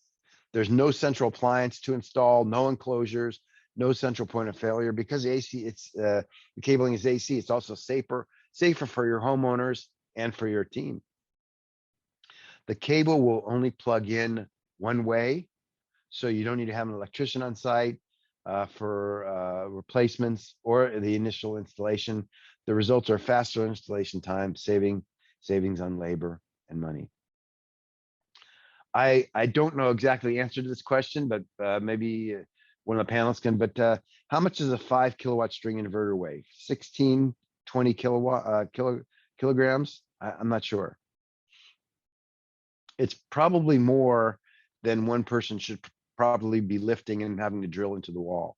So you have 16 to maybe 20 kilowatts versus a product that's 1.1 or less than 1.1 kilograms. What's better? What's more convenient for installers? What's easier to work with? And there's more on the installation side. For the same 5 kilowatt system or a 500 kilowatt system, you have the same product. You use exactly the same product. How scalable is that? The only difference is the cabling. So if you need a 3-phase or single cabling, all the rest of the components are the same. And you'll have the expertise. I like to think of an interesting scenario. I'm not sure if any of you are familiar with Southwest Airlines. It's one of the most successful airlines in the US. It is just mostly domestic US flights. But as you know, that's a pretty big market. They treat people nicely. They actually have a schedule for baggage charges. You can carry check two baggages, 23 kilos each for free. So they're not making money off your baggage, which is nice. And I certainly appreciate that. Most importantly is their fleet of planes are all the same. They use Boeing 737s. So why does that mean anything to me as a solar installer? What does that mean? That means all the spares, all the expertise, all the fixing, all the support, all the training is about that one product. It standardizes things. They can keep spares. They can turn them around quickly. They know exactly what's going on with those planes. They don't have to say, oh, we're going to ground this plane for 3 months or for 3 weeks or 3 days because we don't know the parts. We don't understand it. They understand the equipment because it's all the same, the whole fleet. How it would be if you have the same inverter for residential and commercial systems. And the only thing different is whether it's 3-phase or single-phase cabling. How quick, how strong could your installers be? How confident are you going to be in the product? Am I talking too fast? I'm trying to look at the chat here, see maybe. Oh, can storage be added to microinverters? Absolutely. That's from Elton. Absolutely. The Rubicon, who's our distributor in South Africa, is putting a lot of Teslas together with Enphase, and now they've launched a little bit lower end solution with MLT, which is a local battery manufacturer. So that answers the question. I know that most residential systems are going out with batteries. Enphase has a battery in the US. It still has not been rolled out internationally. It will be over the next 12 months. So let's talk a little bit about, move a little bit into maintenance and repairs. Repairs are easier, like we used with the Southwest Airlines example. There's less liability in terms of the high voltage DC. There's less operational costs. You can avoid truck rolls because it's all software denominated. And for commercial systems, O&M is a big part of the cost. They're larger systems and it's a lot to manage. So panel level monitoring, you can tell what's wrong before you go out there. You can identify and fix those issues for both situations where you're either identifying or fixing the issue. In many cases, the installer has to be on site. If you're in Cape Town and your installation is in Hermanus, That's 120 kilometers each way. If you have to go on site once or twice, you've lost money for just a 5 kilowatt project. It's not worth it. If you can reduce that visit to non-emergency routine, hey, I'm going on a long weekend down that direction. I'll go there a little bit earlier on Friday or Thursday, and I need to replace the microinverter, but it's one microinverter. The customer may or may not know about it, but it's not mission critical. You don't have to get in the car and drive that 240 kilometers immediately. You can schedule it, you can work on it, and before you get there, you know what the problem is because you have the panel level monitoring. In the case of Enphase, we will give you the replacement based on what we see online. We don't need the unit back. We don't need to see it. We'll issue the replacement to you, and you can bring it down there and put it on at your leisure. And it can be really even a non-qualified guy because it's AC. You just plug it in, and you're ready to go. The replacements are provided locally. Rubicon has a supply of them, so they take out of stock and give you a new one. You don't have to wait for it to be shipped from Europe. You don't have to wait for it to be shipped from China. They're shipped right from the local Rubicon office, which they're stocking at least in 5 locations. And in the small print, a lot of times you get a refurbished unit. Enphase takes the old units and chucks them out. We do not refurbish units. They're sealed epoxy. They're IP67, which means they're waterproof. We tear them down, take a look and see if we don't understand what's wrong with them, and then we grind them up or chuck them out. That's it. So you will get a completely new unit for the life of the system. And how would it be if for the first 2 years we actually pay you 1,825 Rand for going out and replacing an Enphase unit? Okay, I guess it's a theoretical question because you're not online answering, but that's what we do. So, and if you have to drive the 120 kilometers, okay, but if you have to drive 10 kilometers, you're going to get the same amount. It's all done. It's all in writing. It's all on our website. It's all there for you for the first 2 years. And based on our shipping of 39 million units, that's when they fail, in the first couple of years. So replacement units for the entire 25-year period. Your customers won't get somebody else's used products. And they said the non-working units are torn up and shattered. We had to negotiate with Rubicon because they said, look, there's nobody here that can rip up those units. We have to have special guys that's going to destroy the existing micros, the ones that fail. So that was part of the negotiation, which I found entertaining. So we talked a little bit about this, the model that Enphase has. It's really a Silicon Valley model, no big factories. The headcount is dispersed and it's not tied up in things that we're not that great at, which is the volume manufacturing and also distribution. We outsource all those to guys that are experts. We own everything else. We monitor wherever it's manufactured in China, Mexico, wherever. We monitor every day in our headquarters through equipment and look at the yields and see what's going on. You can see how many people here we have. In Europe right now, we have about 50 people that's supporting the South African market. We're committed to sustainability with storage and solar. We're a very green company. We recycle. We're in the office. We recycle we have to separate trash. Socially responsible. When I joined the company, we had to actually get on a roof and volunteer our time to put on inverters onto social housing projects. And here's some statistics about the effects and benefits of what we do in reduction of the carbon offsets, and then the cars driven that we've taken off the road. Part of the vision with any microinverter company is that you have a lot of flexibility. You want to generate, you want to store, you want to provide services eventually to share energy. And right now, today, when you put an Enphase system in, you get production and also consumption. We can also limit zero output back to the grid. And again, it's all the same equipment. There's nothing else required. We have different profiles. You pull down the profile in the software and it's done to limit the production, limit consumption and sending back to the grid. Here's a picture of our battery, and where we're going with that. How are we doing on time? Mike, it's great. If you've exhausted your slides, then it's great. I actually think you did ask for about 20 minutes to present. So as far as the 20-minute time slot's concerned, I think you're right on target. Okay. Okay. Good. There's some questions. Should I look at those or just hold off?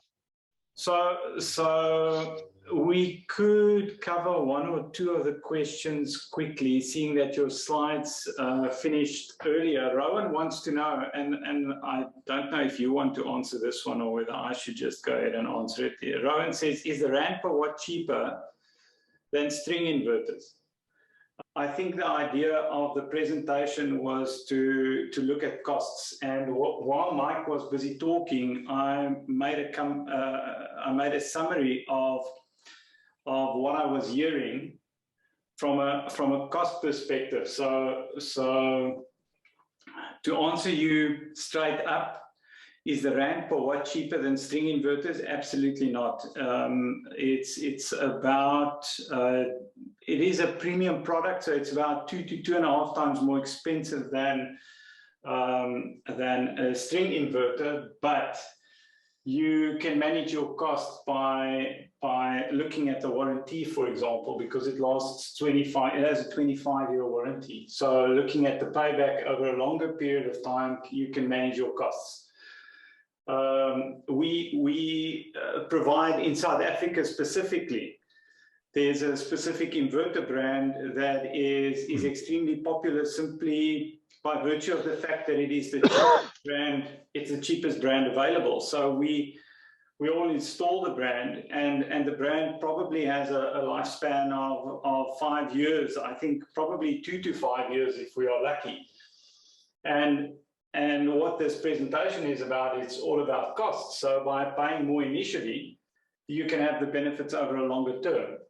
What I also heard Mike say is installation costs can be managed. So you pay more for the one product or you pay more for the other, but each product has different benefits. So it's understanding how to sell a system based on the benefits that it has and the advantages that you can get out of it. You can manage your maintenance. So even though there's a big upfront cost initially, manage your maintenance with monitoring and by selecting specific products, and then manage your design. It can be done modularly. So because it's modularly, the customer can have a smaller capital expense initially and expand his system over a period of time. It makes it a fairly flexible system. And there are some advantages, even though the initial cost per microinverter in rand per watt comparison to a string inverter is substantially more. Yeah, but I would contend that if you're presenting the cost per watt for an inverter that's going to last for 5 years and modules for 25 years, it's misleading. It's misleading because you're saying that inverter will last 5 years. In 5 years, you're going to it's not a 25-year asset. You're saying this is a 5-year product and you're going to have to reinvest. Yes.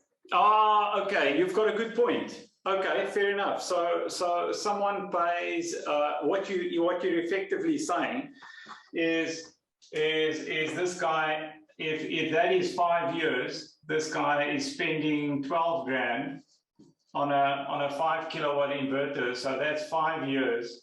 And then he has to 5 times 4 or times 5. In the next 5 years, he's going to have to buy another cheap inverter, and he's going to have to buy another cheap inverter, which, yeah, but look where this is going. So it's by paying more initially, you can have the benefits over a longer period. So I hear what you're saying, and it's a good point. So your payment is more initially, but over the duration or the life of the system, if you add all of those up, it may actually be more expensive than the inverter with a long warranty. Yeah, okay, Mike, that's a good point.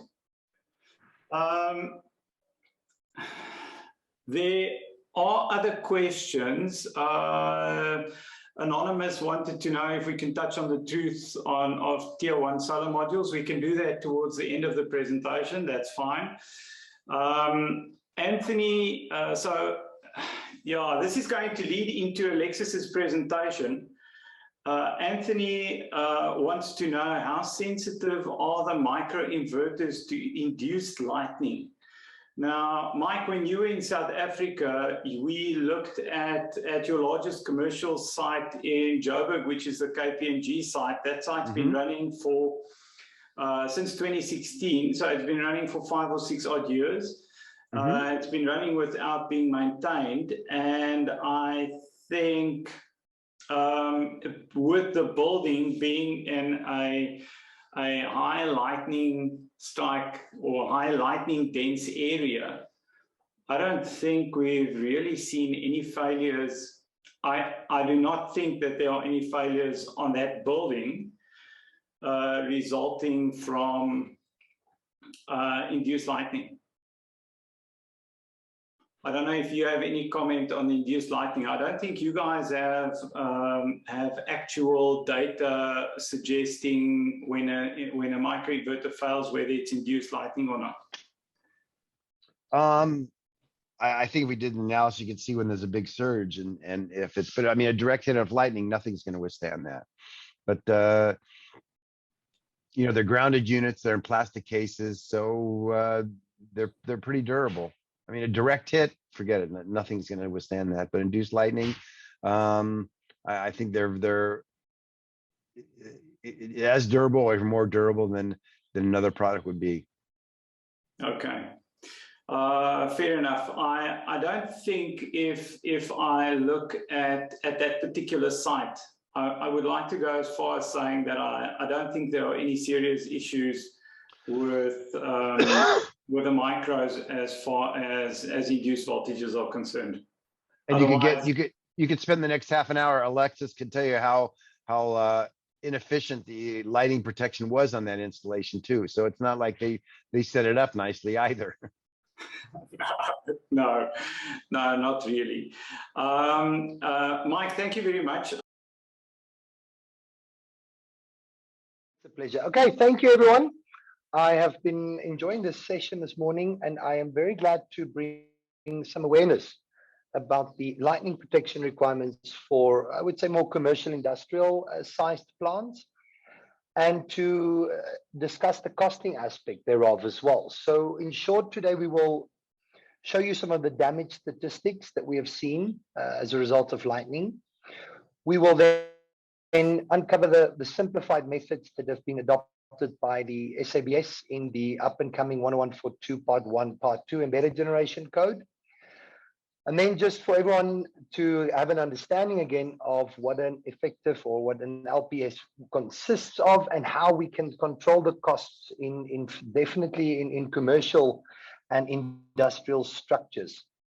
So the first thing to discuss and to understand is the following. Looking at some of the damages we've seen in South Africa, here you can see myself on multiple sites, direct strikes to PV farms. So we see a concept called DC arcing as a result. We see the more common induced or high voltage or ground potential rise issues such as the inverter failures, cables being punctured through, as you can see on the right, the Ethernet cables, coils inside inverters being very susceptible.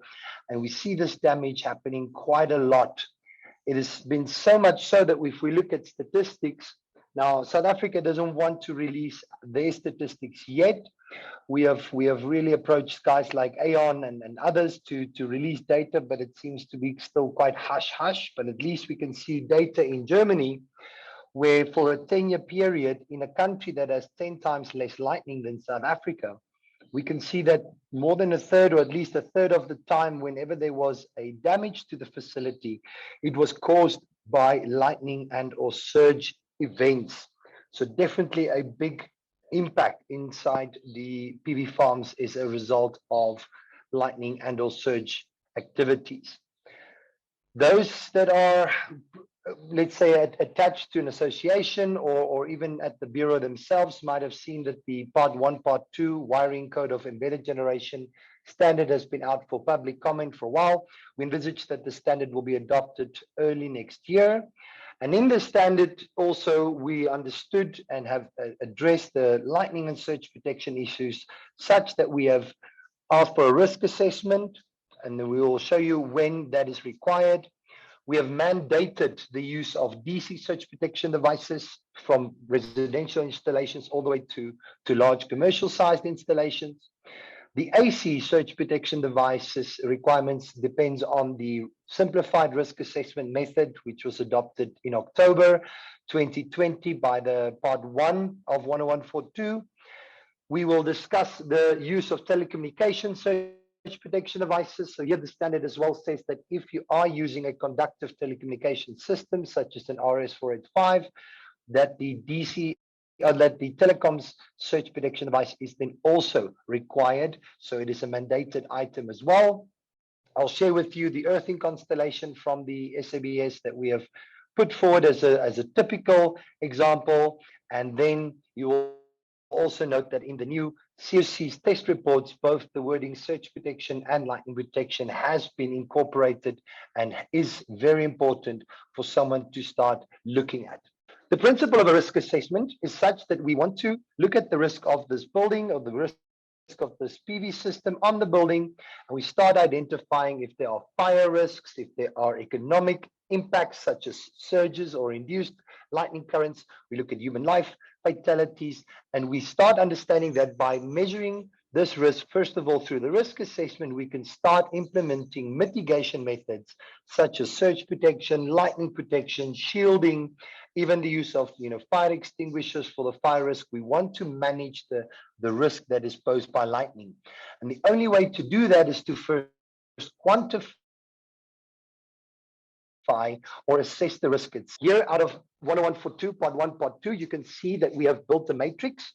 And the matrix says the risk assessment in accordance with the SAN 6305 Part 2 shall be made according to the following matrix. The matrix is divided up into 3 columns, which is the sizing of the system. So category A1 would be a residential type of installation. Category A2 would be from 10 to 100 kilowatts. And then category A3 would be up above 100 kilowatts all the way to 1 megawatt. So those are more the larger commercial industrial applications. We see on the left, the rows, we have a low lightning area, which is 0 to 3 strikes per square kilometer per year. This data you can also get from the standard or from the South African Weather Service, and we will show you the map just now.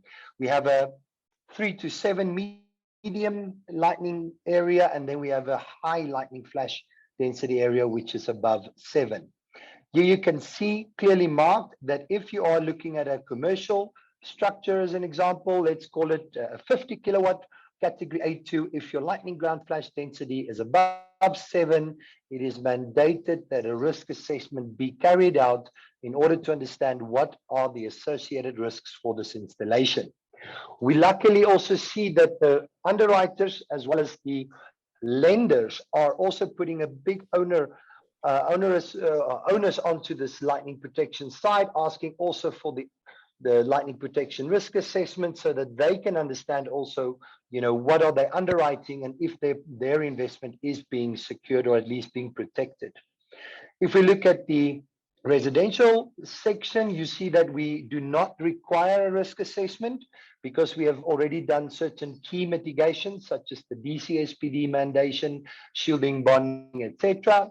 And then for the larger installations, it's always required to do a risk assessment in order to understand the risks associated to that facility. We see on the far right is the map of South Africa colored towards the lightning strikes per square kilometer per year. And as you can see from 3 to 7, so we've got anything from this light green to the middle part of the yellow, which really shows, almost half of the country fits in that medium sector. And then above 7 would be this yellow moving on towards the orange section. So really everything in Gauteng moving towards the Natal region, even up here in Piet Retief, as we all know, is the highest lightning strike strikes per year in this country. So we can truly see that if we are developing a solar system in Cape Town, obviously the risk is really low. But if we're developing a system, example in Gauteng, then we have got a very high lightning frequency, and we've got to understand the risk thereof. Moving on to the AC side. To remember the DC side, we stated that a DC surge protection device is mandated. On the AC side, we have to do a risk assessment, which is a simplified method that was adopted by SANS 10142 Part 1. Here you can see it both for residential as well as commercial buildings. I will do an example. From the drawing, you can see there's a distribution board inside this residential application. It is being fed from a kiosk, which is fed from the local transformer. You have to understand what the distance of the incoming service line length is, so all the way from the DB to the kiosk itself, depending on that distance and the application. So let's look at residential.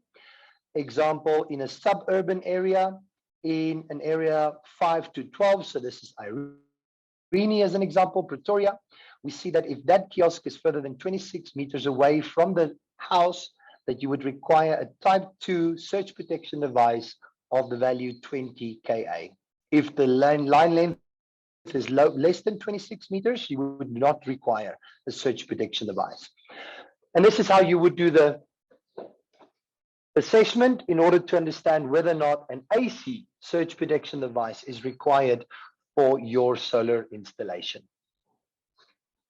Looking at the schematic that we have proposed inside 1142 Part 1, Part 2, here again, you will see all the green lines is the earthing system. So from the grid, it will be the protective earth that's connected to the earth bar.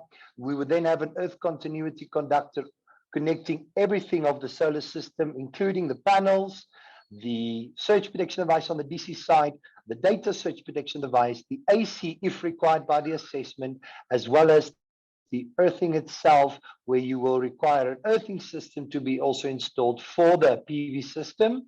And finally, if you've got a lightning protection system requirement, that too needs to be bonded back to the same earthing system. So we see that we've got, in the end, one completely interconnected earthing system. We look at the parts of an effective and safe lightning protection system. It is important for you to understand that there are two parts, and each part of the system plays a specific role. A lightning protection system holistically serves the purpose to obviously reduce or limit the damage from a lightning strike. The external lightning protection system is the part, and the Germans have a nice word for it. They call it the catching system, where it's going to intercept a direct strike and take the lightning current through the down conductor system all the way into the earthing system, and it's going to disperse of this problem.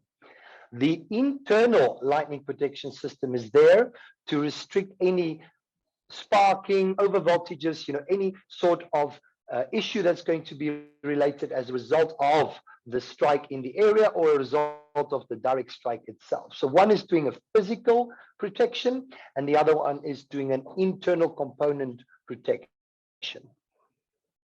Here we can see a typical system called a bonded air termination. So this is where we will be intercepting the direct lightning strike, but because we were not able to keep this air termination or this catching system away from the panels themselves, we would have a system that is mounted to the mounting structure of the PV panels.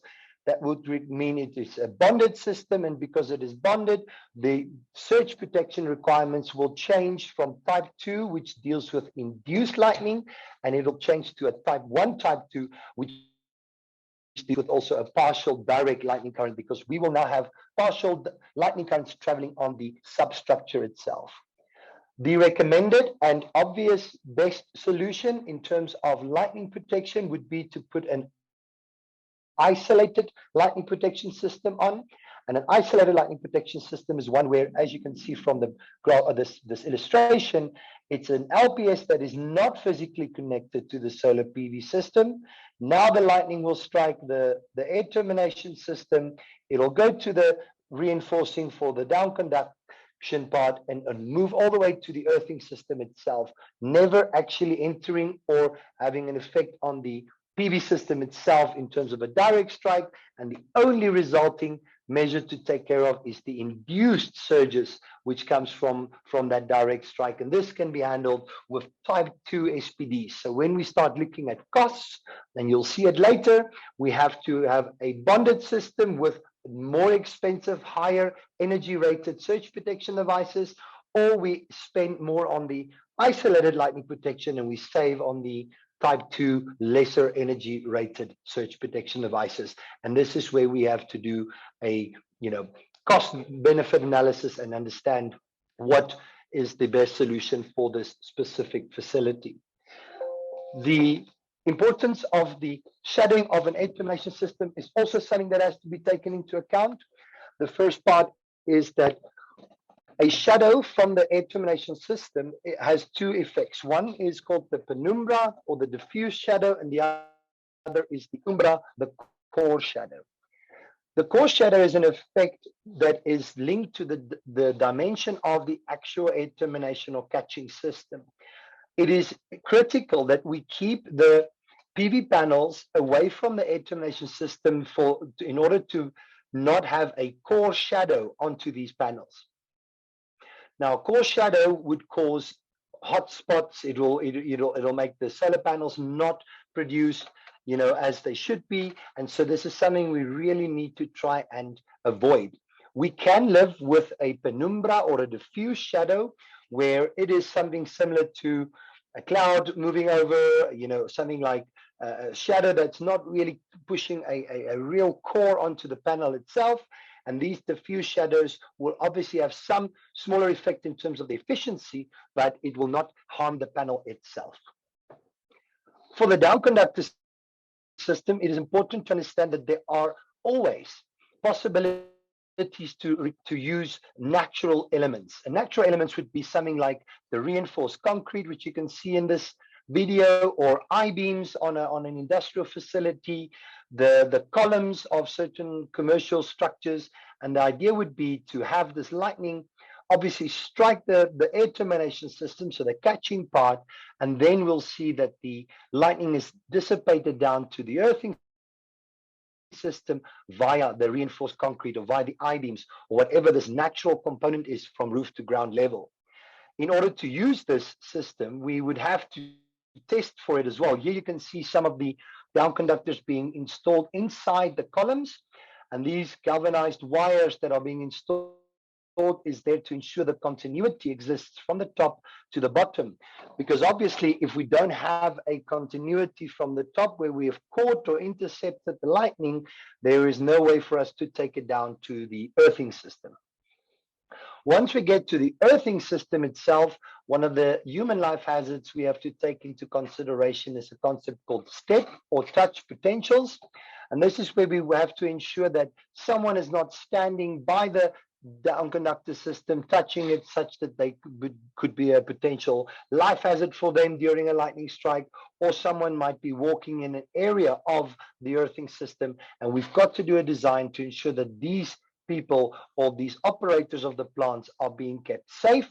And we do this by implementing either multiple down conductors is one method, insulating the down conductors, or finally having an earthing system that is such designed to take care of these step potentials. And we see this with two methods, either a type A, which is a single or a vertical or single horizontal earth electrode, or more commonly used is the ring earth electrode method, or people call it the earth mats, where we are using the natural element of this foundation. And we see, for instance, on a commercial building such as a mall or a shopping center, that there's quite a lot of foundation earth electrodes already existing. We can definitely utilize it in order to keep the cost low, but we've got to test and verify that they do work. There are two tests to carry out during this inspection side. The first is to understand the continuity from the top to the bottom. Mike, you'll remember that from the visit to KPMG's building to try and see, is there a continuity from the catching system all the way to the earthing system? And then if there's an earthing system, we carry out a earth resistance test, and we see whether or not this earthing system is a very good value, normally below 10 ohms. If it's even better than that or worse, depending on the result, we then understand if we need to do anything or if we can utilize the existing earthing system. The final part of a internal lightning protection system is to then put in the lightning equipotential bonding wires. One is a physical direct connection, and the other would be surge protection devices. I think it's something that is so often misunderstood, and that a surge protection device in its essence, firstly, does the function of equalizing the potentials between two parts, such as a live cable and an earthing system, in order to have this condition where we will not have a damage. Where people sometimes only think surge protection devices takes care of an over voltage or a surge or induced lightning current. And although that is a function they take care of as well, the main purpose is actually to equalize the potentials between two parts, because if we get that right, then we will mitigate the damage as a result. Here we can see also that what changes in terms of the bonding requirements, if we've got a isolated lightning protection system, so one that is not physically connected to the PV structure, we then can use 6 mil squared copper or a 10 mil squared aluminium interconnection for bonding purposes. But if we have a bonded system where we have to deal with partial lightning currents, we would have to upgrade that 6 to a 16 mil squared copper or 25 mil squared aluminium conductor. A very important slide for me is to understand that an inverter, as an example, is this electronic device.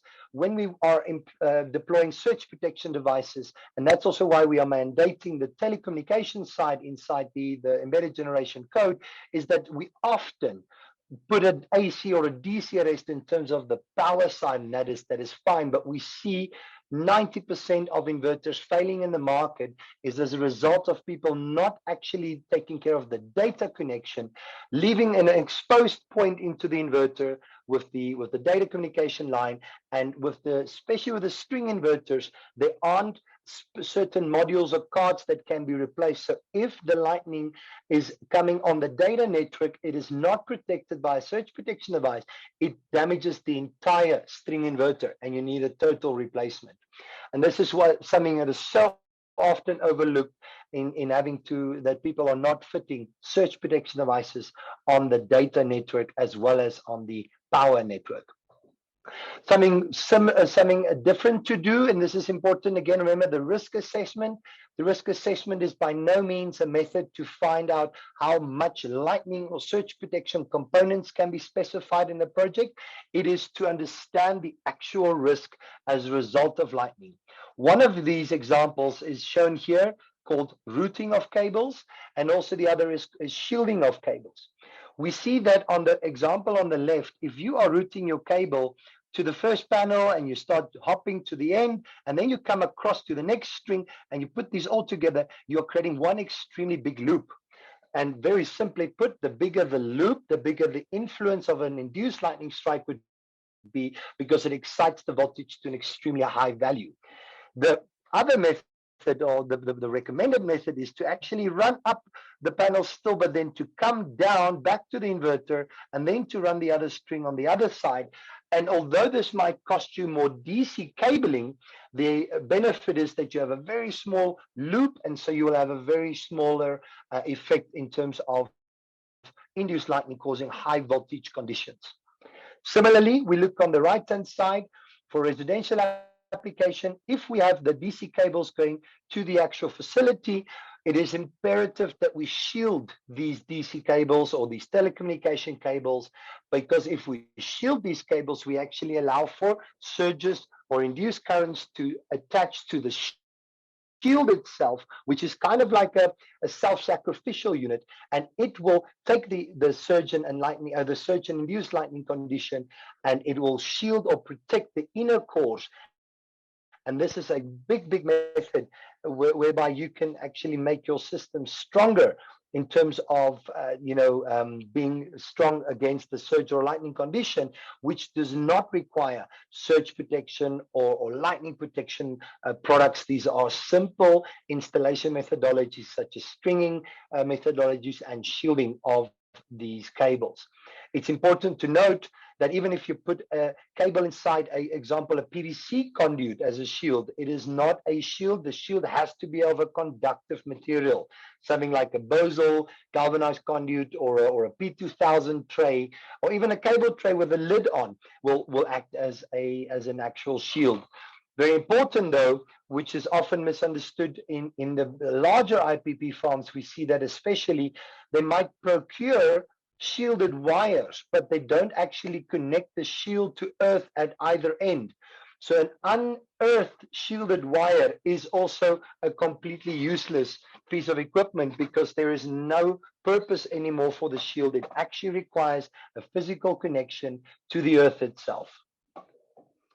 The last thing to take into consideration is the routing of cables. And here you can see as an example, if you have especially on the telecommunication devices, you have a directional protection. So you have cables coming into the one side of the surge protection device that are, let's say, carrying surges, and then it cleans it up, and then there's an output, which is the cleaned up part or the protected part. If you're going to put these inputs and outputs parallel to one another, as you can see here, what's going to happen in the device itself, because it's going to induce lightning or surge currents into the cable itself again. And here is a typical example of this, where inputs and outputs are being mixed, and we see this intercoupling between inputs and outputs in a very bad method. And we often get the phone call that says, your devices aren't working, surge protection is not a concept that works, blah, blah, blah. It is because it was not installed correctly. We have to be cognizant of where the cables are running and that we have the shortest path to earth itself when installing these devices.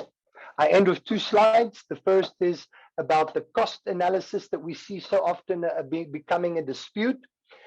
Example here is we have a power purchase agreement on, let's say, the Mall of Africa. Then there is an owner of the solar PV system, but there's a different owner in terms of the actual building. And now the question always comes up, is the cost of the LPS one that the owner of the building has to be, taken care of, or is it something that the PV consortium has to actually stand for? And so what we have developed is a concept where we say the cost for the total, and maybe I should say that first. When we put up a lightning protection system on these bigger installations, it is often that the big solar systems cover more or less the entire roof space. They really try to optimize the roof space. So when we are installing a lightning protection system for the PV to protect this investment, it often is also considered the lightning protection system of the building. But now what we have come up with as an example to share the cost between the owner of the building and the owner of the solar system is to say the cost of the LPS for the PV is the cost of the total system multiplied by the area that the solar occupies over the area of the building itself. And this is where I think we have seen at least a good trade-off between owner of building and owner of the PV system in terms of sharing the costs. I end with a slide and an example for everyone to have some idea of the cost of these systems. So in a total project, let's take the example of Gauteng, a 500 kilowatt peak system. You will always start with the lightning risk assessment. And depending on the risk assessment, it will give you a result of, do we require external lightning? It might just say only surge protection, shielding, and earthing is required. This depends on the risk assessment's outcome. There's an engineering fixed time cost to the risk assessment. Then there's a cost in order to do a lightning protection system design. Remember, we said we have to look at core shadows, we have to look at where to place these catchers, and that design has to be taken care of. Then in order to keep the costs as low as possible, we need to do testing and verification of the continuity of the down conductors, so the reinforcing section, and also of the earthing system itself. Now we come to the two options. There is either a bonded lightning protection system, which costs about 10 cents per watt peak, on average, completely installed and certified, where an isolated lightning protection system, the recommended method, is about 15, even sometimes 20 cents per kilowatt peak. So definitely a higher cost for the lightning protection system, but remember, we are going to save on the surge protection requirements. Then there's a certification, and we see a total spend of a lightning protection system for a 500 kilowatt peak around 65 to 90,000 Rand. That is when the down conductor system and the earthing system is existing and can be utilized. That obviously is verified by the testing technician. If we do not have this down conductor system that's present, and we don't have an earthing system, and we have to create these or incorporate them, then you see that the cost of a bonded system is doubling to 20 cents per kilowatt peak, and an isolate system goes up to 25 cents per kilowatt peak. And so the cost of the system almost doubles as well. And so this is really something we advocate, is to try and utilize as much of the natural components as possible in order to keep the cost of the lightning protection measures at bay. Thank you very much for your time. I look at the chat now for questions. I can show you the graph again. First question was, show us the slide of the most vulnerable lightning prone areas.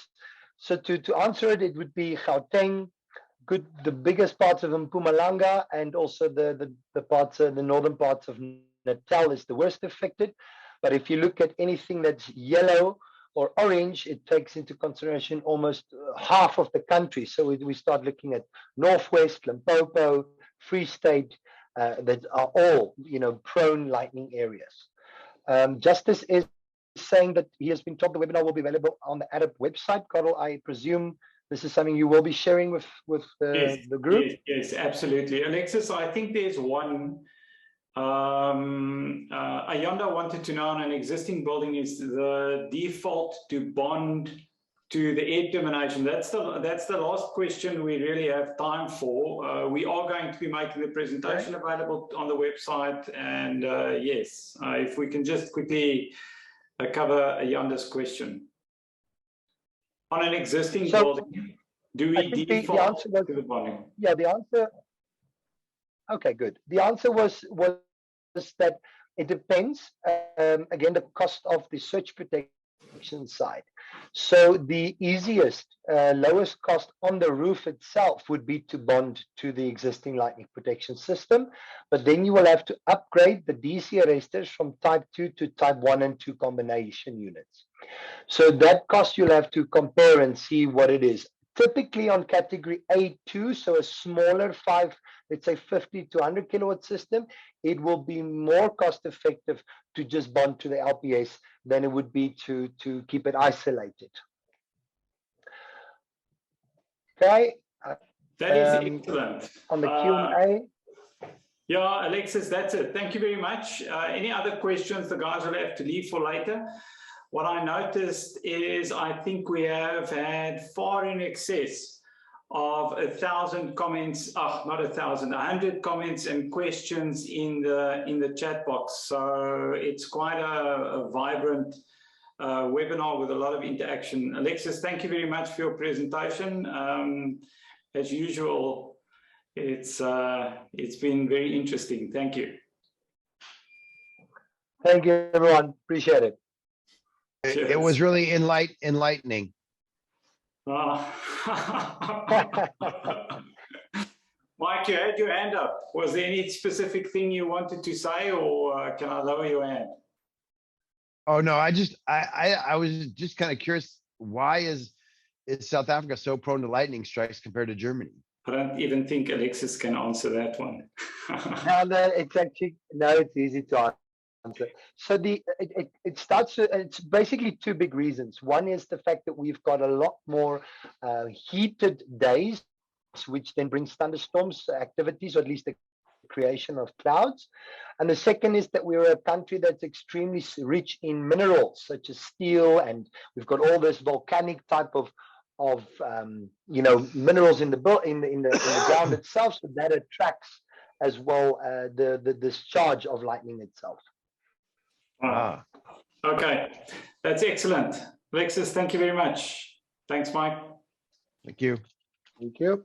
Okay, guys, so while Alexis was talking, I made a couple of notes. What I see is an increased cost for lighting protection systems and surge protection devices in solar PV systems, but we see a reduced risk. What we also see is if we do it properly, we actually end up saving on failure of components and maintenance. So we can justify the increased cost by looking at the long-term maintenance of the installation. Shading will affect performance, which will affect the payback. Okay, that I think was fairly obvious. Save costs by using parts of a building as down conductors. That was supported in Alexis's last slide, where he looked at using the natural elements of the building as parts of a down conductor, and not including a proper design could be life-threatening.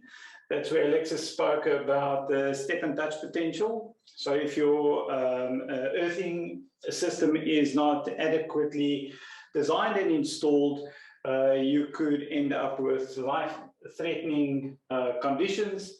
And then just remember to also bond the communication cards of your inverters. Every single inverter almost comes with a means to communicate to the internet. And we do see a lot of failures as far as that is concerned. So that was just a quick summary from a cost perspective of what Alexis covered. Cool.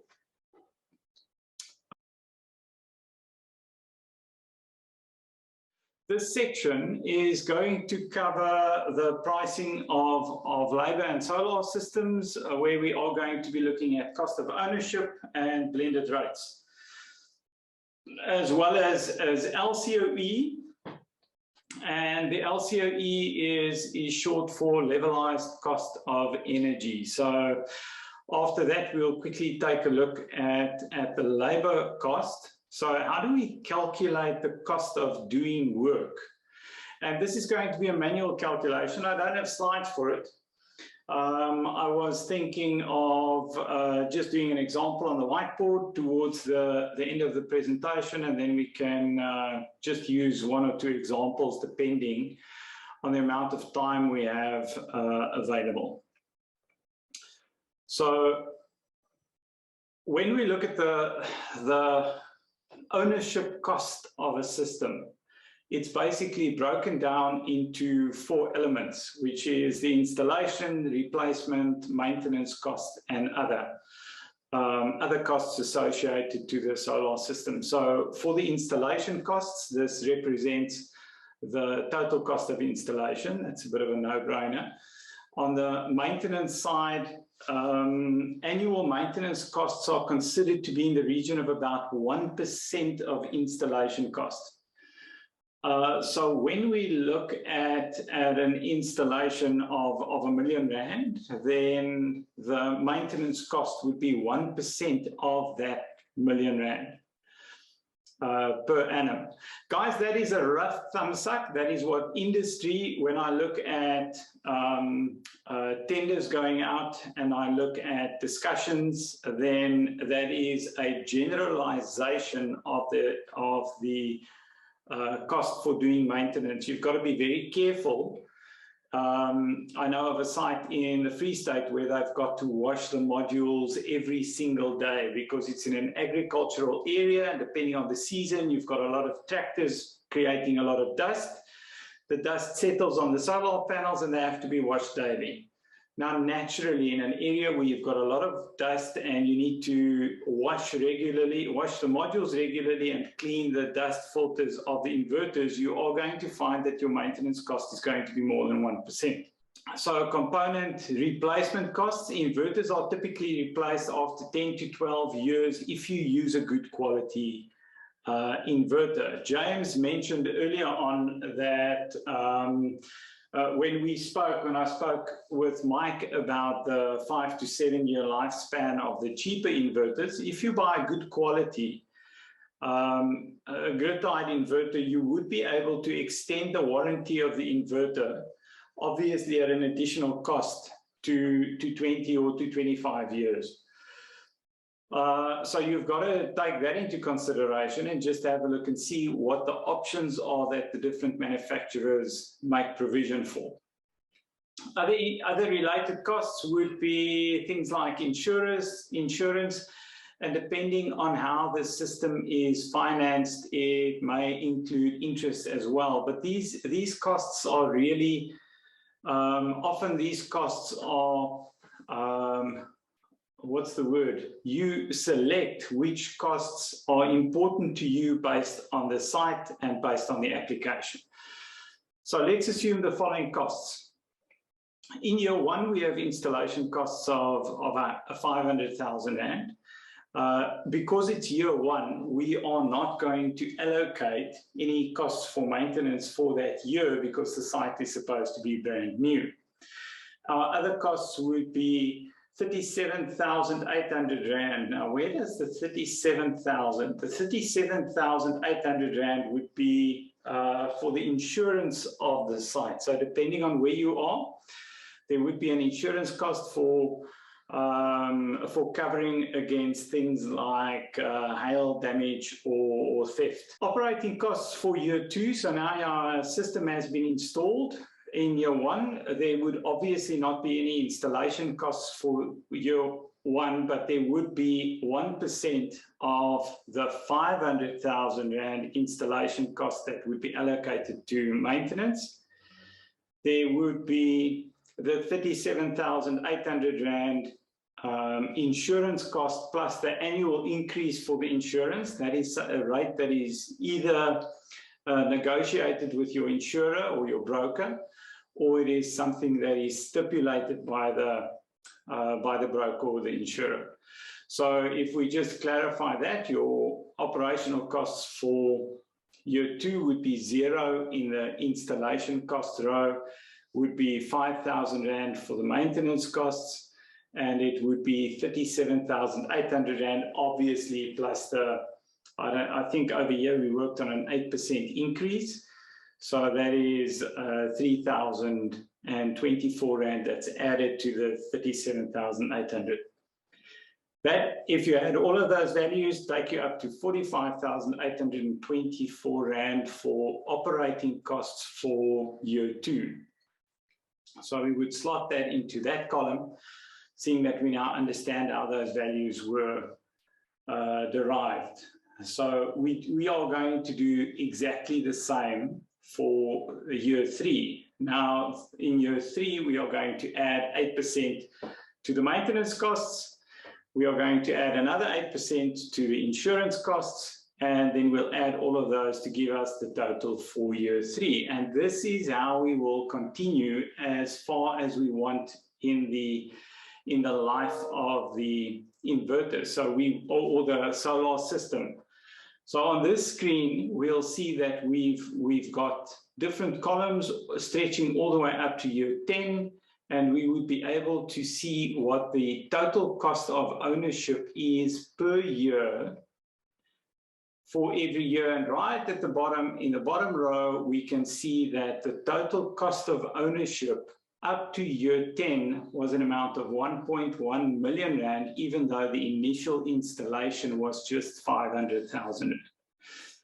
So guys, the new standard, the solar standard has been published, and the solar standard actually makes maintenance a compulsory component to a solar system. So homeowners and solar system owners are now forced to do maintenance.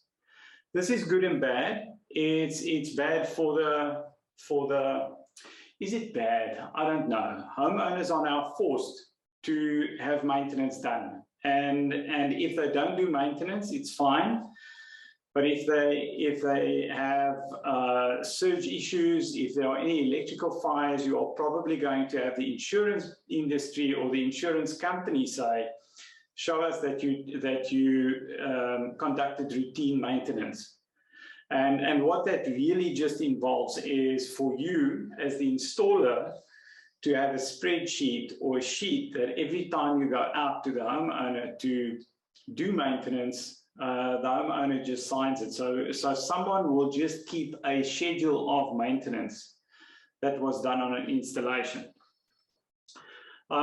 This is both good and bad. So it's bad because it raises the cost or increases the cost of ownership, but it's good because it reduces your risk.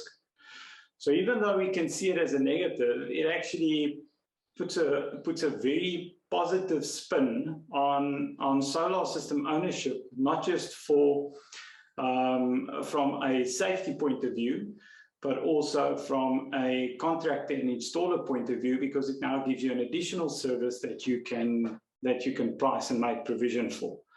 So after 10 years, the system would have cost the user 1.1 million rand. Guys, I hope this makes sense so far. So why do we need to know the cost of ownership? So this is great. But the next guys that are going to be talking will be talking around financing. And when we look at financing, something that we need to understand is what the cost of ownership is, because the cost of ownership has a massive impact on financing, because it could be that it's not viable to finance a certain system because the cost of ownership is too high. So we could maybe ask Vishay and Jock to explain how they view risk, and when do they determine if it's viable to finance a solar system or not. We'll cross that bridge when we get to that presentation. Let's quickly jump into the next slide. So LCOE means the levelized cost of energy. And the LCOE represents the cost per kilowatt hour for electricity generated through a solar PV plant. It can be compared to what the user is paying for electricity. So as an example, when you buy electricity from the municipality, you pay in a rand per kilowatt hour basis. And we can compare what we are paying the municipality versus what our solar system costs us in rand per kilowatt hour. And that's what the LCOE is for. So to calculate the LCOE, we need to understand two components, which is the total cost of ownership that we've just covered, and the total energy produced by the solar system. A total cost, so the LCOE, the formula for LCOE is the total system cost divided by the total energy produced. Now, in the very first presentation we did, we actually looked at the total energy produced. And so we could go back to that slide and just have a look at the total energy produced and how that is generated. And then we are just going to quickly summarize the system costs. So in this section, we are trying to understand what the total cost of ownership is. A table indicates the costs for the first 15 years of the system. So this is a completely separate or completely different system, and we've just displayed the information differently. The previous one was a bit more commercial, maybe small commercial, whereas this table over here is a bit more residential. So it shows us a completely different set of information. What we do see in I see there's a total costs for the year. Those costs in the right-hand column is cumulative and not just per annum. So that value over there is not the total cost of ownership. If we look at the total energy produced, we want to be able to compare the cost per kilowatt hour with the LCOE. So why do we need to know what the total amount of energy is that the system will produce? We need to understand this so that we can do our LCOE calculation. So in order to do this, we can do it in one of two ways. We can either estimate production or we can simulate production. Guys, on the left-hand side of the screen, this is one way that we can do it, but this is not an extremely accurate way of doing it. So on the left-hand side of the screen, we've taken a 16 kilowatt system that was installed in Gauteng, where it has 5.4 sun hours. So we just multiply that by the number of hours per day, and we multiply that by the number of days per year. And that is one way of calculating it. So if you don't have a simulation tool, you can this is really this is the best guess scenario on the left-hand side. And on the right-hand side, we can see what the annual production is by looking at this value over here, 25.99 megawatt hours for a 16.2 kilowatt solar system. Did we not? No, we didn't expand on that value over there. You guys are welcome to do the calculation and see where that value ends up. Next step is if we have a look at rates. So we now need to quickly understand what the rates are that we are paying. And this is something that is called blended energy rates. So a blended rate represents an average cost in rand per kilowatt hour for energy consumption. So where do we use blended rates? So we compare blended rates with the average cost per kilowatt hour for solar generation in order to do a comparison between historic and future costs. So when we look at blended rates, who uses a blended rate? Let's just quickly take a look at what a blended rate is and how we calculate it, and maybe it would make a bit more sense. Electricity is sold in rand per kilowatt hour. Okay, that's fair enough. On the right-hand side, we've got a receipt of a prepaid meter, and what the receipt shows us is an amount of 208.3 kilowatt hours that was purchased, and an amount of 500 rand was paid to get the 208.3 kilowatt hours. So it's important when we approach a customer to understand what their actual cost of energy is. That one is not so relevant. So what we've got here is if we look at the slip on the right-hand side, it's a receipt for prepaid units. And on the left-hand side, what we've done is we've highlighted where we've entered the values or the information from the slip into the table. So we paid 750 Rand and we got 354.6 kilowatt hours of energy, which actually ended up costing the customer 2 Rand 12 cents per kilowatt hour, but the municipality shows it excluding VAT. So for a homeowner, you've got to add that because the VAT is something that they pay for and they can't claim it back. Now, we would do this exactly the same exercise with a number of receipts. And what you'll note is that there are certain times, there will be certain of the receipts where the municipality has made an adjustment and charged the customer more because for that month, maybe the customer exceeded their block. As a prepaid customer, you only have a certain amount of energy that you can use in a month before you get escalated to the next block.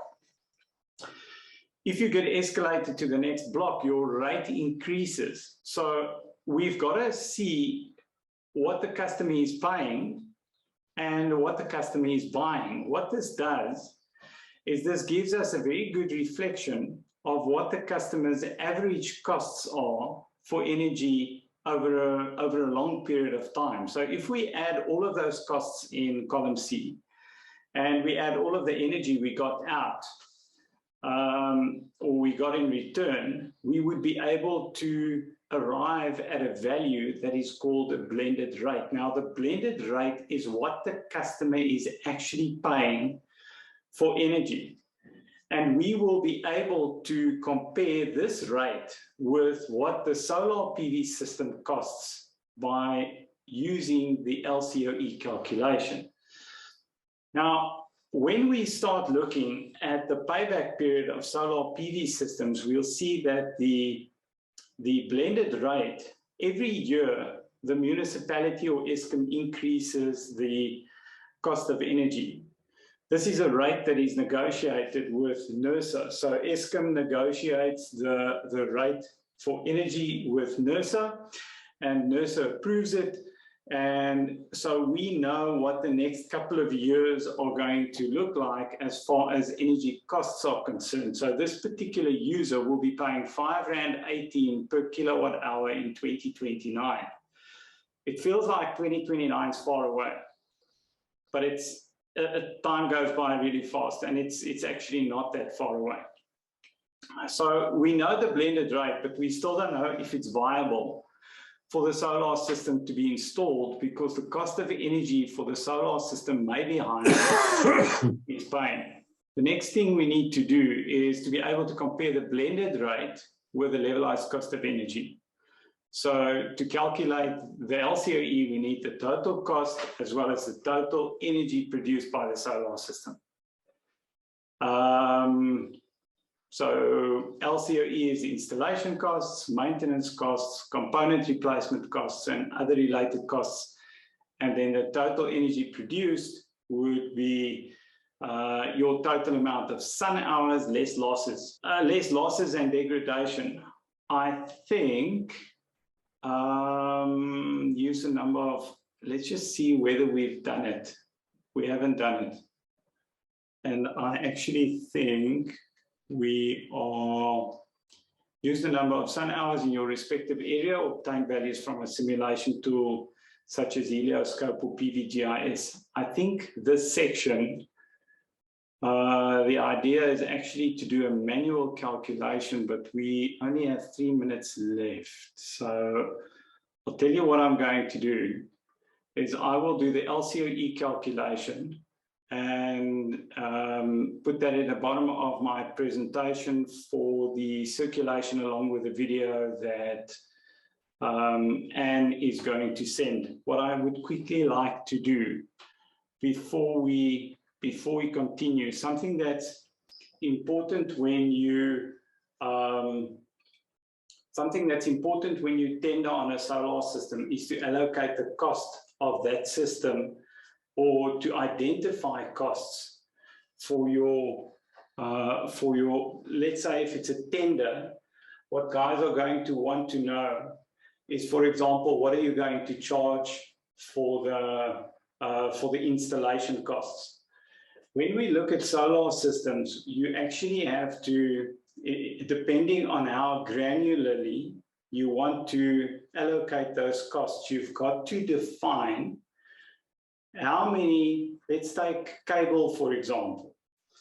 If you have 1,000 meters of cable to install, and you'll find that in Helioscope, for example, if you run your simulation or you take your design to a distributor, they will take that value, they will take that project, and they will tell you how many meters of cable you would require and what the bill of materials would look like. If you are going to quote your customer for the labor component, we know of a lot of installers that just add a value. So they know if they've got 10 panels, they charge R1,000 per panel for the installation, and that includes all of the work associated with the installation. You can do it that way, but it's extremely risky because you could end up not allocating fixing paving, for example. If you've got a trench across the driveway and there's paving in front of the garage, maybe your 1,000 rand per panel doesn't include the driveway. So it's important to look at what your installation involves, or what the installation involves, and allocate costs per activity. So you would physically identify a couple of activities at your installation, which may be trenching, for example. Trenching, you would have to identify how long are the guys going to be digging for, and what is it going to cost you to appoint that guy to dig. So for trenching, for example, if it is a 5-meter trench and it has to be 500 millimeters deep, you would need to, and this is usually a bit of a guess or a thumbsuck. Just if the soil is soft and what is normally referred to as pickable, would you be able to trench this in one day? And is it a one-man job? So if it is a one-man job, you would be able to take the trenching. You would be able to say, well, 5 meters. You'd be able to say you've got 5 meters. You've got the cost. You've got the cost of the human resource is going to cost you 350 rand. So you would be able to take the 350 and divide that by 5 meters, and that would give you a cost. That would give you a cost per meter on the trenching. Exactly the same thing happens when we're costing wiring, especially on large commercial buildings. So with wiring, again, you look at a cost per meter for labor. If you look at the cost per meter for labor and you allocate that value over all of the work that needs to be done, you would be able to derive at a cost for your entire installation. Now, I see I've run out of time. So before I finish up, let's just summarize this quickly. You are looking in the region of about, I'm going to make it 70 cents per watt, up to about R1.10 per watt for solar installations. If you are doing commercial installations, your cost for installation, so the labor cost for installation, I would guess systems larger than about 200 kilowatts. So upwards of 200 kilowatts, you are looking at a labor cost of in the region of about 84 cents per watt for the installation component. You guys have got to be very careful when you take this value down, because you've got to look at your site, understand what your responsibility as a contractor is. Are you supposed to supply the scaffolding? Are you supposed to issue the COC? What are your responsibilities as a contractor? Is this only for the DC? Is it only for the mechanical component? So when you negotiate rates with a main contractor, understand what your scope is, understand what your responsibilities are, and then negotiate your tariffs based on what those responsibilities are, and by looking at what it's going to cost you as a contractor, what it's going to cost you as a contractor to deliver that project. Guys, I've effectively run out of time. Vitsa says, what's the total cost of installation by the total kilowatt hours generated in the first year? So Vitsa, so you want to know the cost of energy for a solar PV system is in the region of, cost of energy for a solar system, depending on what you're installing, is in the region of 64 cents per kilowatt hour, all the way upwards of, so that is the LCOE. 64 cents per kilowatt hour, all the way upwards, could be way above R1 per kilowatt hour. So just depending, this depends on whether it's ground mount, whether it's rooftop, whether there are lots of civil works, whether it's an easy installation, whether it's a carport. Anyway. Those who don't know me, I'm Jock Brown. I work for a company called Broadreach, and we are a finance institution that offers power purchase agreements and performance-related contracts for the energy sector, and particularly for solar. That sort of is the basis of where our company comes from. So nice to meet everyone that I haven't met before. Yeah, so I think the purpose of the presentation today is just for me to give some background on power purchase agreements and performance-based contracts for financing solar and renewable energy more generally. And I'm going to start by giving you a bit of a background to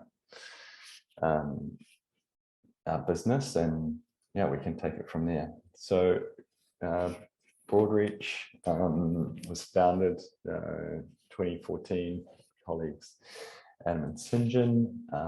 I've been with them for 5 years now, and the business has grown over that period. We're based in Cape Town. We offer basically these performance type contracts across South Africa and also into neighboring countries. And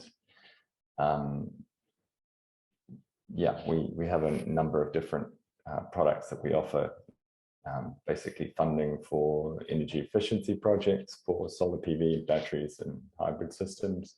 And more recently, we've also started funding water supplies on similar types of contracts.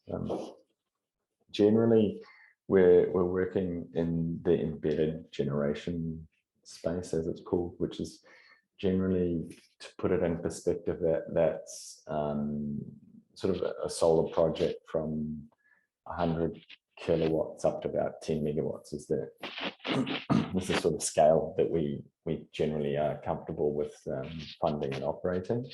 And yeah, but we're not really involved in the utility space at all, you know, the AreP and the like.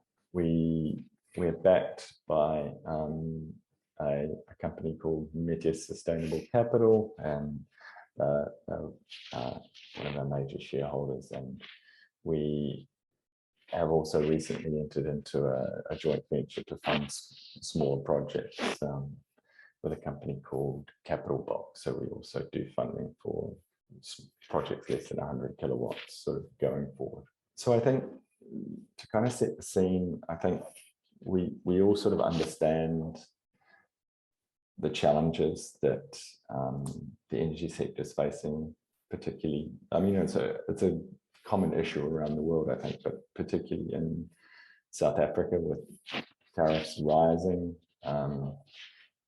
reduced reliability of the electrical grid, and there's of course also the environmental issues of climate change and air pollution and so forth that are coming to the fore.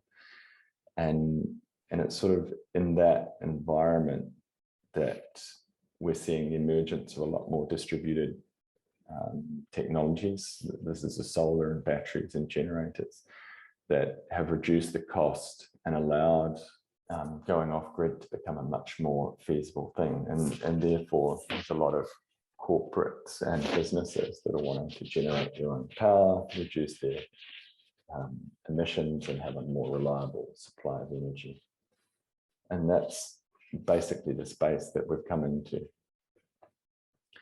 And I think one thing we're seeing, especially with the effects of COVID, there's a lot more businesses that are cash constrained, and therefore there's a much higher interest in taking over or in financing energy supply for businesses that may have done these types of projects themselves. So I think maybe just to give a bit of a background of why the energy makes sense. I think basically why you would finance your system is that you want to, I mean, one of the big drivers for people is they have a certain amount of cash they can get themselves, either in cash reserves in their business or through their existing lenders and so forth,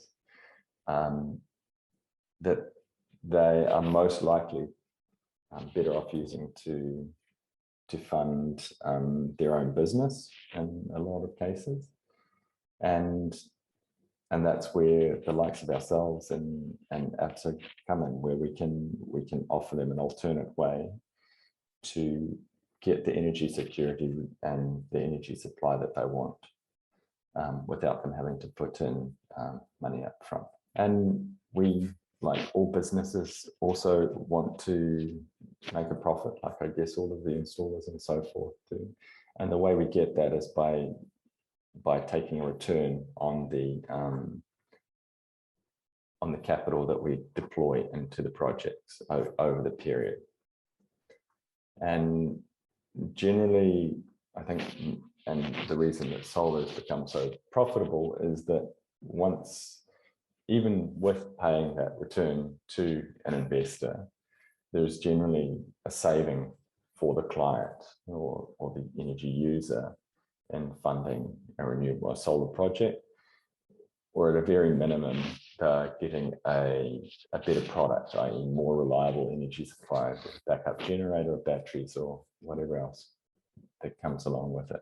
And one of the things I'm going to dig into a little bit is that the funder or investor, as part of this, needs to become comfortable that the person they're effectively financing the system for is going to remain in business for the duration of that contract, and they have the willingness and the resources to pay those ongoing costs. And that's effectively what we call the credit process. So to talk a little bit about power purchase agreement and how those things are structured, the way these projects generally work for us is that you have someone that wants a solar system or a new energy source. They are in contact with the EPC or installer, people like yourselves and the AreP organization, but they may not necessarily have the capital to pay for the whole system themselves. They then engage someone like ourselves or another financier, and we put some sort of mechanism in place, either a power purchase agreement or a solar lease. That's a contract here between them. The financier, ourselves, then have a separate contract with the EPC, where we would pay them to do the installation and for all the costs associated with that. And then we recover that from the energy user through the power purchase agreement or solar lease, with a payment. They pay us a certain amount for that. And how that payment is structured is very important. You can either have it as a fixed sort of monthly payment, or as is typical with a power purchase agreement, the off-taker pays based on the amount of power that's generated. So there's a cost of energy per kilowatt hour. And generally those payments, whether it's fixed or cost per kilowatt hour, is structured in a way that they escalate each year, much like ESCOM tariffs do. But generally they're escalating at a fixed rate or at CPI or something that's generally much lower than ESCOM. So those savings are going to grow as time goes on. And the things, I mean, generally when we're structuring these, we're trying to get to a point where the client saves money, and the things we can play with to change the amount of cash flow to the energy user is sort of the duration, how long that contract is for, and how much those payments escalate each year. And there's sort of a trade-off, you know, you can have lower escalations, but a longer contract and to get your prices down and things like that. And that's generally something that the energy user, you know, they have their opinion of what's going to work for them, and we play around with those things in order to make it work for everyone. And I said, one thing I did say is it could be a payment linked to the amount of power generated, or a fixed payment. In the case where you've got sort of hybrid systems, sometimes you can end up with a hybrid where you have part of the payment is related to the amount of power generated by the solar, and part is a fixed payment. And there's lots of ways to play around with those sorts of things. And it really comes down to what the energy user is looking for at the end of the day. So to dive a little bit more into the structure of the power purchase agreement, effectively from the standpoint of the energy user, they effectively got the same arrangement with ourselves as the power purchase agreement provider as they have with Eskom. We're supplying them with power, and we have to do everything that's required in order to supply that power. That means we have to obviously, you know, pay for the engineering, procurement, and construction. We don't do that ourselves, but we contract people to do that. We would obviously have to maintain and operate the system. So we're contracting someone to undertake that. We're paying for the insurance on the system. And because these power purchase agreements are so long, we, you know, sort of 10+ years typically, we're very strongly incentivized to make sure that that system is built of the best quality, so it's going to last for that period. And it, in my mind, creates a very, very strong alignment between the energy user and the financier to build a system that meets the best needs of that off-taker. So, I mean, that was just a bit of a talk about the power purchase agreement and how that works for us. There are, of course, other ways of funding things, like obviously self-financing through cash that you might have. That obviously is something that will work for a lot of people and businesses that have the capital available. There's obviously the type of bank financing that Shay talks about. Generally, that's of a shorter term nature, and that, I mean, Vishay can dive into that a little bit more. The power purchase agreements. So we offer two products, effectively a power purchase agreement and an installment sale. They are generally over a longer period, and we effectively offer a performance guarantee with those two types of deals. And I think the difference between the big difference between the self-funding and bank finance type arrangement and the power purchase and installment sale is that with the power purchase agreement and installment sale, it's very much hands-off from the energy user's point of view. They effectively sign the contract and provide their roof space, and then everything else is basically on the funder to provide to them to ensure that they get the power that they're paying for. And there's financial penalties, obviously, if you don't provide that service. There's some, between the installment sale and the power purchase agreement, there's some differences around the way that's treated from a tax point of view, and whether the financier or the client claims the depreciation. And it's very client specific whether they want to have that have that ability to claim the depreciation or not, because it's treated differently in terms of their accounting, which can change the way they view the value of the system. Some of the key considerations around this and how our processes work. Generally, I think when a client's deciding how they want to fund their process, I guess they're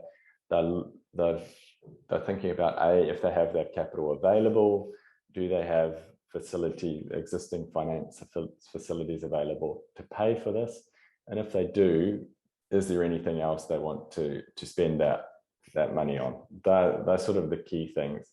Then the question comes down to, if they don't have those facilities available, do they want to fund it on a sort of hands-off approach? Do they want to be heavily involved in the ongoing operation and construction of that plant? If they don't, then they're heading down the power purchase installment sale type route. So generally, the way the process works is, when we're introduced to a deal, we're generally putting forward some indicative pricing based on the cost of installation, our experience with O&M, insurance, and other costs like that, and also the amount of power that the system is going to generate.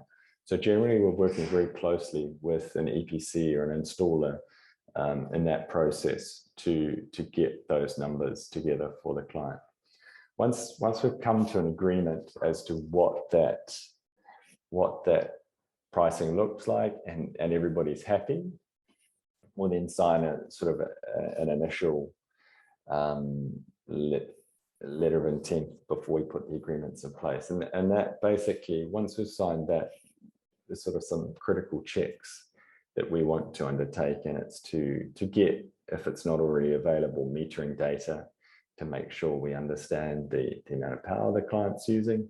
And two is to have a structural assessment undertaken, so we know, the roof where it's going to be, the system might be installed, or the ground where the system's going to be installed is suitable.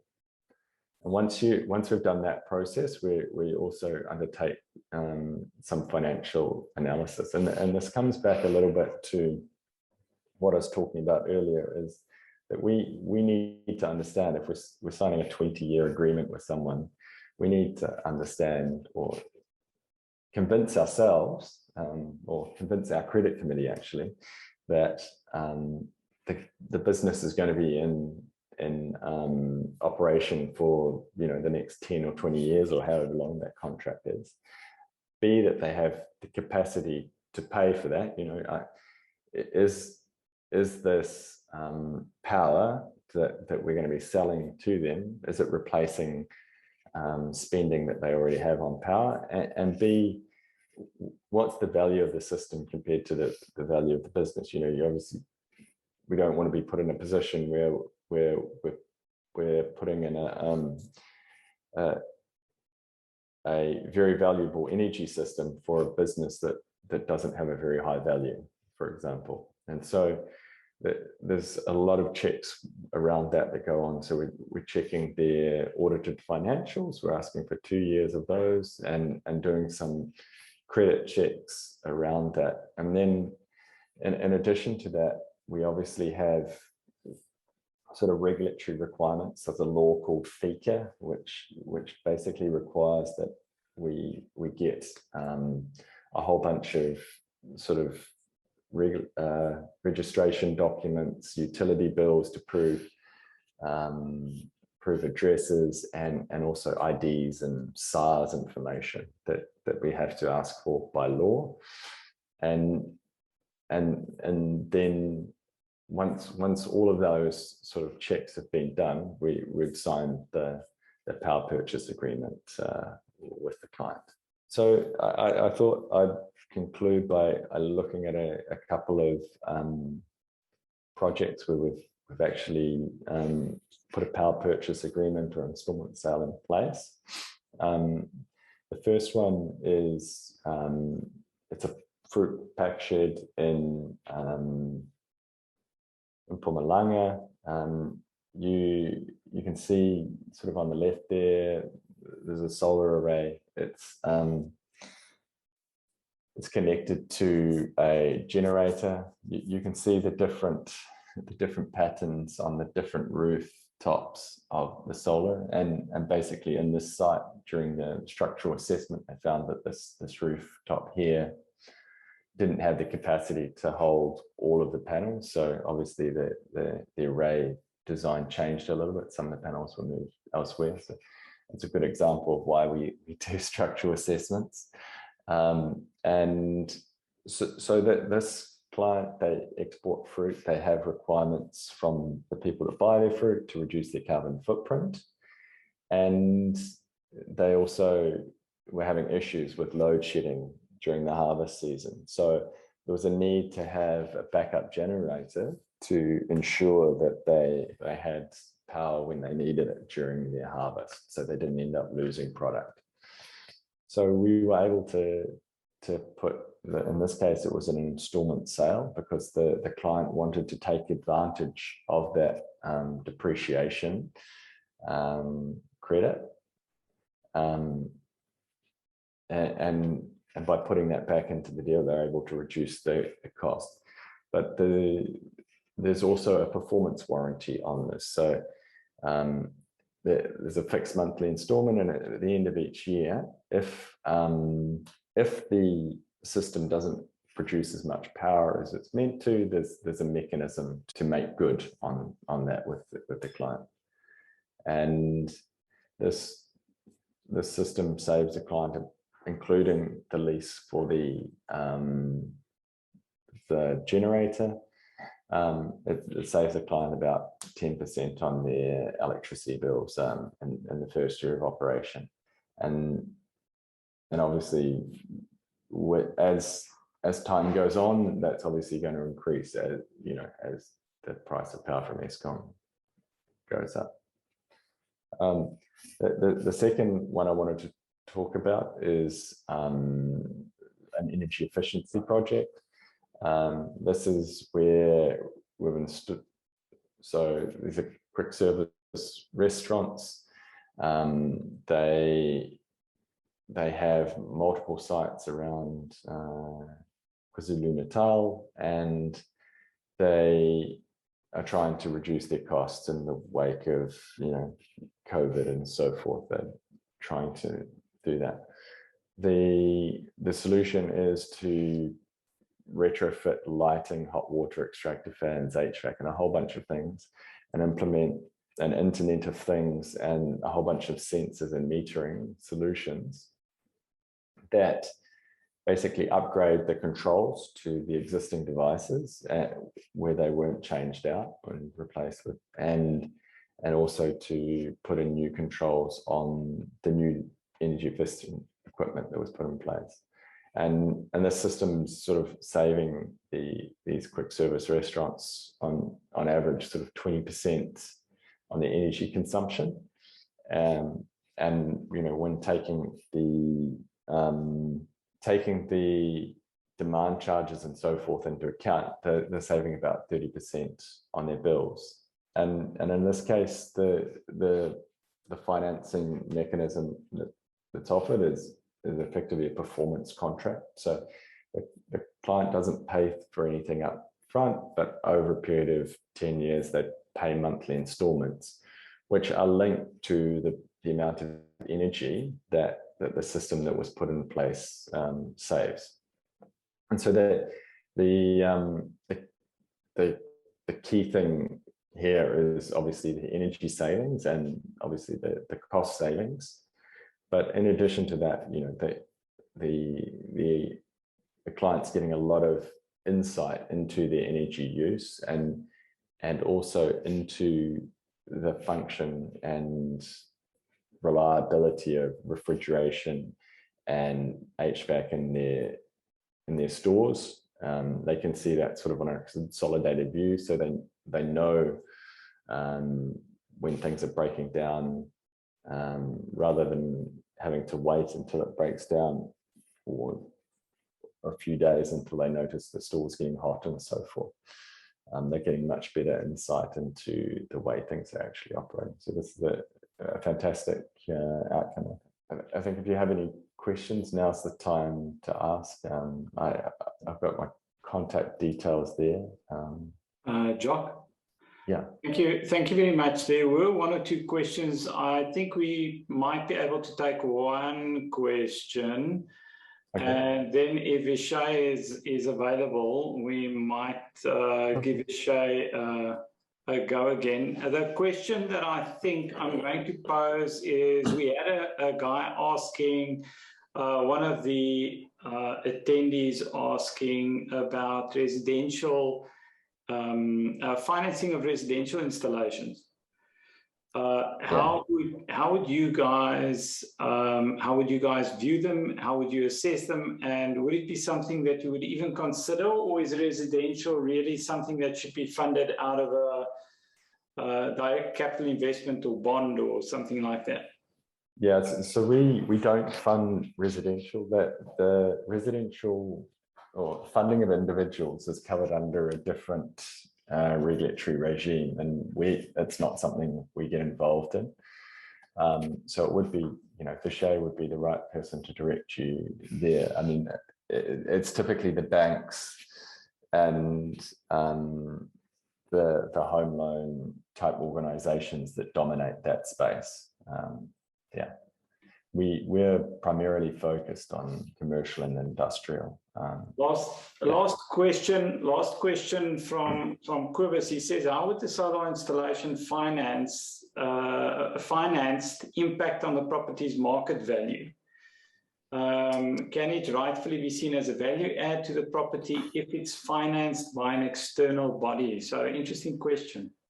Yeah, it's a really good question, and the short answer is yes, it does contribute to the value of the property. So typically, I mean, at least in commercial property, which is where I've been involved, often what we see is we can, on a solar installation, you can offer to sell power to the building owner cheaper than what they can procure it from the municipality or Eskom. So what they do is they're then on selling that power to their tenants or whoever. They then have a larger margin on that, which we can either we can sign a lease with them and turn that into a payment directly to the landlord themselves, or they can use that value. They can take more margin out of that power that they're selling to sell to their tenants, or they can reduce the cost of their power to their tenants, therefore attracting better tenants. So there's many ways to show the same thing, but by giving the property owner cheaper power and greener power, which in a lot of ways is of higher value, they can increase the value of their building. Yes. Or property. Okay. Yeah. Okay. Then a question. I know I said last question, but just, have you ever financed a solar system with a power purchase agreement on a government building? I think I know the answer would be no, because it's not that straightforward to manage your risk and where does your risk lie as a financier, but it was just one of the questions posed. Yeah, it's very difficult with dealing with municipalities and government because of the Finance Management Act, and yes, the duration that they can sign agreements for is very short. And so for solar, it doesn't really work. They do, however, energy efficiency performance contracts do sort of fit within that time frame. So it could be possible to do energy efficiency. we haven't personally done that, but I could see it working for energy efficiency. Solar would be very difficult, I think, at least without changes to the Financial Management Act. Yeah. Okay, that is excellent. Jock, thank you very much. Thanks for your time. I think we need to give Vishay an opportunity to see if he's managed to fix his internet connectivity. Vishay, are you to go? Yeah, Carol, can you hear me? Yes, Vishay, I can hear you now. Excellent. So fate basically had it be that I moved back to my original slot, you know. Oh, wow. Yes. Yeah, so hopefully that's how it works. Correct. But thanks again and apologies for that. We'll give it a last shot, and I hope I know you've committed to 1:15. I might go a bit over time, but guys, I can assure you I've got quite an action-packed presentation for you, and I'm sure you will enjoy it. And thanks, Jock, for coming in and standing in my place. I was going to introduce you into your presentation, but I think I will lead you out of it. Thanks. Excellent. Thanks, Vishay. Off you go. Excellent. So, where I left off, we were talking about the renewable energy sector. And I mean, over the years, we've seen a continued momentum for the energy sectors and the just transition from fossil fuel generation sources towards renewable energy, which has influenced our regulatory policies, right? Apart from that, electricity tariffs and equipment costs have also reduced, which continuously change as well. So we continuously monitor this sector, and I have analysts assigned to the renewable energy sector, which then helps in terms of putting together insights. Like I've touched on in terms of the regulatory changes that we've seen, I touched on the AreP and where the opportunity lies for those that are from an installation perspective and those that are wanting to understand where our country's energy landscape is going to be and the various sources of energy we will be generating from. I also touched on the regulatory act that supports and helps in terms of installations being exempt from holding a license. And I brought up the fact that we're seeing some support from municipalities as well. Apart from the fact that we have close to 240 odd municipalities, the list that you're seeing on the left there on that table, it's basically around 41. But we're working very closely with the industry bodies to try and increase these numbers, and hopefully in the years to come that, and we will provide updates when it does in terms of the adoption of these SSEG rules and regulations, which makes installation so much more easier when they are in place. And then I was going to get onto the drivers, so get onto why customers across the sector look at solar and why it makes more sense as it continues to improve the business case. So there's basically 4 elements that I've been touching on today. That is the driver for the business case, which we will discuss in much more detail in the slides to follow. But before I continue, I just wanted to let you guys know, apart from us being one of the leaders in terms of financing these projects, both utility as well as small scale embedded generation, we monitor and we track the types of installations that our clients install. And I mean, they all have their own advantages, be it grid-tied, hybrid, or off-grid, and it comes down to the customer's current energy supply and what they want to get out of the system. So, from a grid-tied perspective, this is basically perfect for customers who are already on the grid and want to add solar to supplement their supply during the day and reduce electricity costs, especially during those times where they pay more for electricity, such as peak or standard periods. Then we have the grid tied with battery backup solutions, otherwise known as hybrid. And good candidates for this type of systems are customers who are prone to power outages in their area, or generally just want to be prepared for those power outages, right? And then lastly, off-grid systems. And I mean, these are great for customers who can't easily connect to the grid. And as I mentioned earlier, that might seem odd, but it's a fact. As a country where we are constrained in terms of supply, and especially depending on the geographical locations that does not have power supply to them, the cost and the high cost to bring power to them just does not make sense. And that's where clients start looking at, you know, combining their solar systems with gas turbines and so forth. But getting onto the drivers. So the first point is the amount of sunlight we get in South Africa. And I noted that on the call today is not just South Africans, but from, you know, globally. But, you know, we can touch on this, you know, from an African content itself.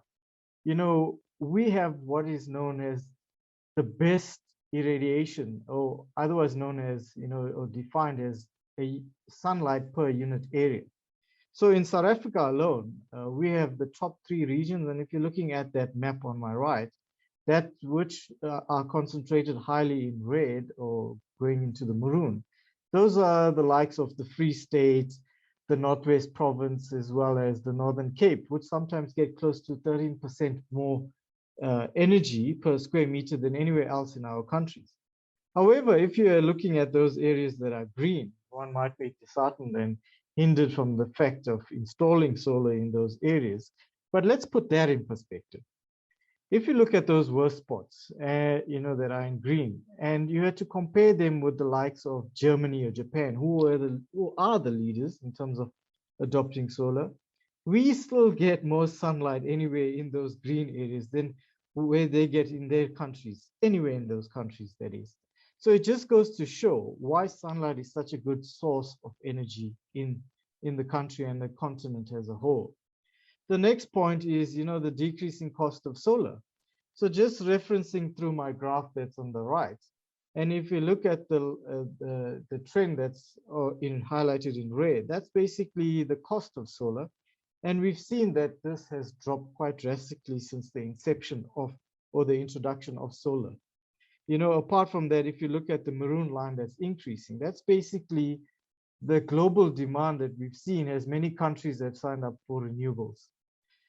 Coming back to tracking the trend in terms of the cost perspective, and if you had to associate those years where we saw those massive drop in terms of the cost of these technologies, that being around 2012, you know, that was basically instigated, one, by the competitive market that was out there from a supply chain disruption and supply and demand perspective, as well as the fact that China had brought up many mega factories to come and produce these, which then also helped in terms of reducing the cost of this technology, which, you know, we see as a game changer in this sector, right? And we're seeing similar trends now in terms of battery technologies as well, especially as research and development goes ahead, and the likes of EVs that are coming into the market, whereby the biggest cost from an electric vehicle perspective is the batteries. So a lot of the manufacturers are looking into technologies, battery storage technologies at a cheaper price to help reduce and the adoption of that technology as well.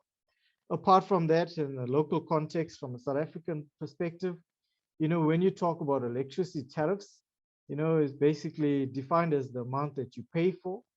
You would see this, as many of South Africans that are on the call, that you would have seen this in your personal capacity at home, how much electricity prices have gone up. And what we see from that trend, you know, we basically had a 10.5% increase on average for the last decade, you know, just looking at this year alone. So if you look at those years close to 2017 to 2018, where we did not see double-digit increases, Eskom won a court case against NERSA to claw back close to 69 billion rand of that. And that is basically, you know, what instigated the high cost that we're seeing currently. This year, we saw close to about a 15.63%.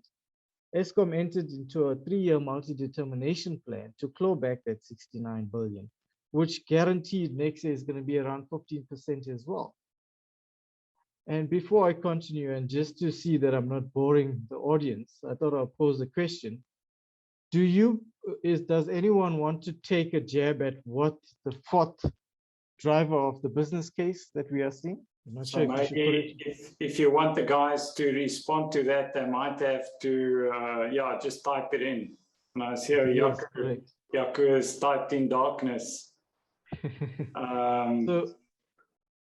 So there's Godfrey mentioning load shedding as well. So darkness, load shedding, certainty. So let me play a video clip, a very short one, to try and see if we got that answer right. All right, ladies, here we go. This round, point to triple. We surveyed 100 people, and the top 5 answers are on the board. Name a reason why you would light a candle. Load shedding.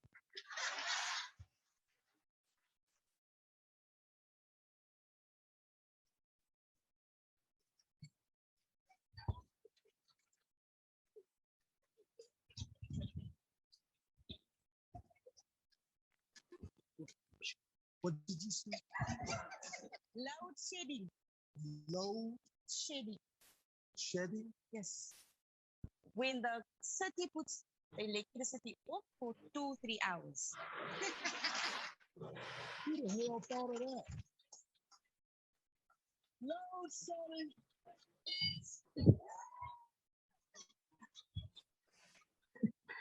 So for those that answered load shedding, you were correct. Yeah, so obviously that's a very big pain point, right? Such that, if you look at load shedding, I mean, we know that here again, although ESCOM, recently announced that there are attempts in terms of trying to improve the grid and so forth, we've got an aging infrastructure. And if you look at the data that's presented on your right, that's basically the energy availability factor that we have as a country. Our target, which is 80%, and that's where our integrated resource plan has been modeled against. But we've never seen that for the last decade increase more than 67%. And I mean, let's put that in perspective. If you're looking at the orange portion on that graph, that's basically planned maintenance, right?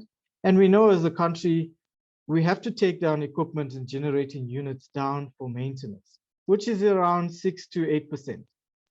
But the shocking part is the unplanned outages.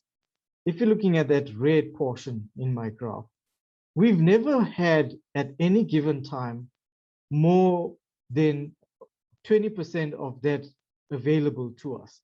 So it's basically 20% of the generation capacity is never available as a country.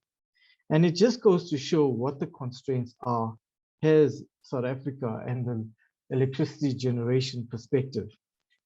Just to take it a step further, we analyze this load shedding and we forecast the load shedding, and we use a lot of parameters aligned to that.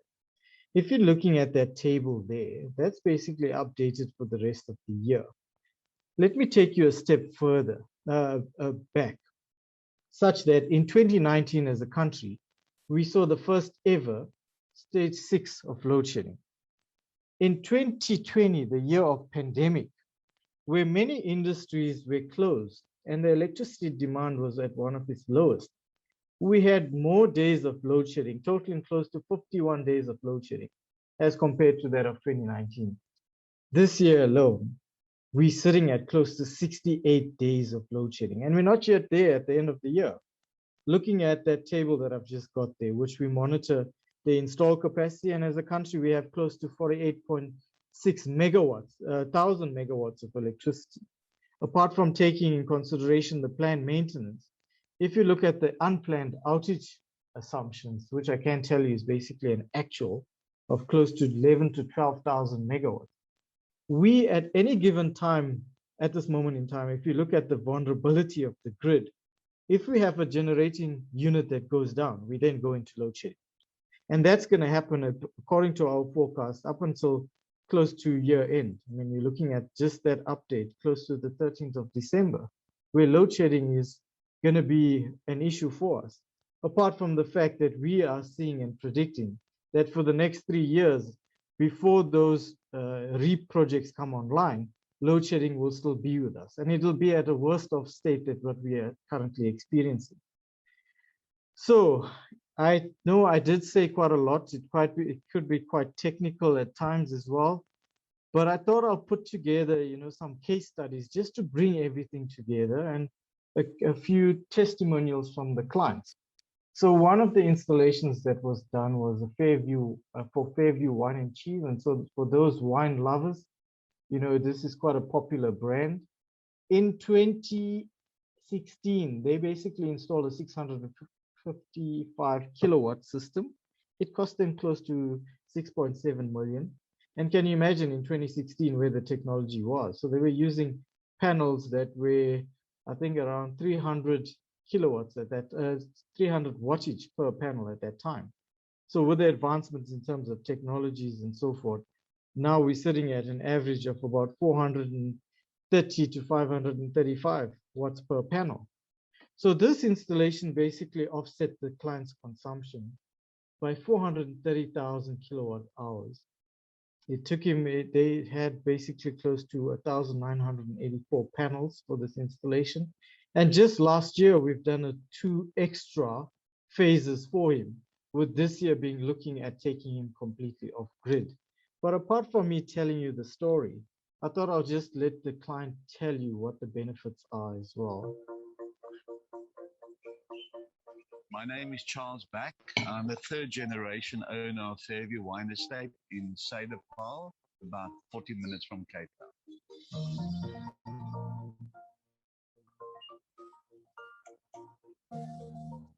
Fairview is a mixed farming operation. We started off many years ago with my late grandfather as a wine producer, grape grower and wine producer, and then branched out into tourism. About 35 years ago, we got into cheese to enhance the tourist offering at Fairview to give the consumer cheese and wine pairing and a tasting. We continually try and get new people into our brand. And the brand is quite dynamic because I've got 2 aspects to it. I've got cheese and I've got wine, and now we're introducing meat as well. And we're also doing bread and bakery. So the whole holistic package is something that really resonates as far as products are concerned, and consumers also resonate with this field to fork or farm to plate type of concept, what we're trying to promote. I've been very fortunate to be blessed with a very good banker, and she's been part of our business for the last 10 years. And she actually introduced me to the suppliers of the solar power and walked the road with me and with the company. Obviously, there were a couple of options. We could have looked at wind turbines, which is still on the back burner. There's still a consideration in the future. The problem with the wind, the sporadic nature of the wind in the area, sun is far more reliable than wind. So then we decided, let's do the low-hanging fruit first and go for solar. Obviously, the operation is a very high energy requirement. The total requirements on the farm is 1 megawatt. It was split roughly 50-50 between cheese and wine. We obviously looked at renewable energy and electricity generation, but at that stage, it was very costly. And I hung back a bit and watched what was happening in the market, and I saw the price of these installations going down. And banks like ABSA came with very good solutions to finance packages, to finance the installation, which made it more and more attractive. And I think after about, and I scratched around and thought, what is my biggest asset I have? And in those days, I had 17 people working with me. And I decided the 17 the people. And slowly that 17 grew to the 500-600 people today. And that is through the investment in people and the quality of people South Africa we actually do possess. We got the most amazing human resources in this country, all diamonds. This need to be polished and feel part of something that works as a family business. And I think that has been our biggest success. I think one cannot sit back and just watch things deteriorate. You actually have to get going and try and make a difference and change the way people think and change people's lives around you. And one way of doing that for sure is taking charge of your own energy requirements. I hope this is the first step of us becoming, most probably in the next 10 years, completely independent. I would like to see that happening. Be very bullish. If we weren't bullish, you will never be a farmer. I can promise you that. Be very optimistic and stay optimistic. I think it's imperative that farmers in general are very resourceful in South Africa. I think South Africa is blessed with some of the most resourceful farmers in the world, okay? And I do believe they must jump on this opportunity to become energy sufficient and try and do as much as this is possible, and as far as we can, get further and further from the grid and be self-reliant in the future.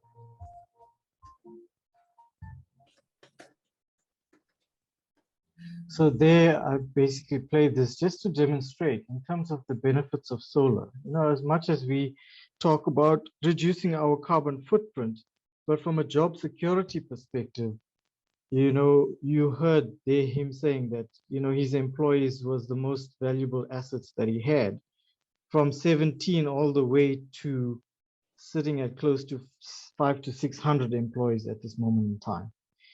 So yeah, so the next one that I wanted to chat to you about is, you know, one of our clients is Swift Chickens. It's a South African business supplying full range of fresh and frozen chicken products directly from its own farms and abattoirs. They recently installed a 749 kilowatt solar system, hybrid system that is. And, you know, just to put things in perspective, you know, with consumers demanding more from producers ever before, not only in terms of cheap, healthy, and safe food, but also environmentally sustainable practices, especially the likes of retailers wanting to purchase from producers. That is now becoming quite a big drive. So one of the options that, you know, made much sense for the client was looking at solar. So you can imagine from a hatchery facility perspective, he, you know, at one stage basically registered close to 65 power outages in his area. Being in Mokopong, which is prone to not having reliable electricity, you know, you can imagine what that, from a manufacturing or from a production perspective, and especially from a hatching and incubation process, what that would have done to his business, apart from him using generators. So I will play with you a quick video as well.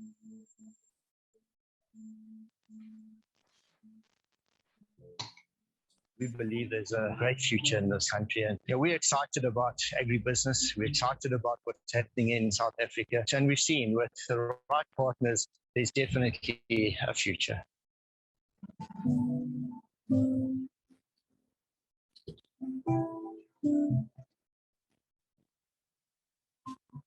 My name's Kevin Travis. We're standing here at Swift Chickens, located in Mokopong, which used to be in Naarden in the Limpopo province of South Africa. Swift Chickens was started the early 1990s by three brothers, Peter, Isak, and Fred, and they were together in the business. So in 1997, they wanted to get out of the poultry industry, and our family got involved with Swift Chickens. So since 1997, this has been a family-owned and operated agribusiness.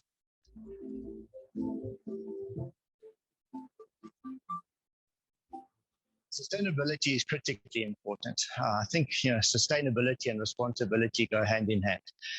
You've got to be responsible. You've got to build for the future. You've got to always have the future in mind. No business is an island. No business can operate in a bubble.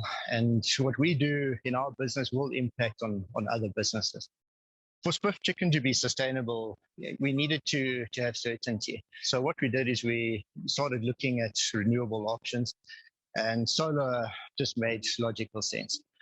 We looked at our electricity consumption, and we were able to do the calculations. You look at how long, you know, solar plant will be standing here.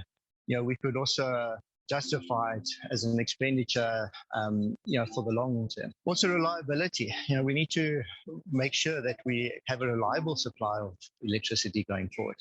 And with solar, we know that we can have that reliable source. Going forward, definitely, as we expand our operations, we'll expand on the solar side as well.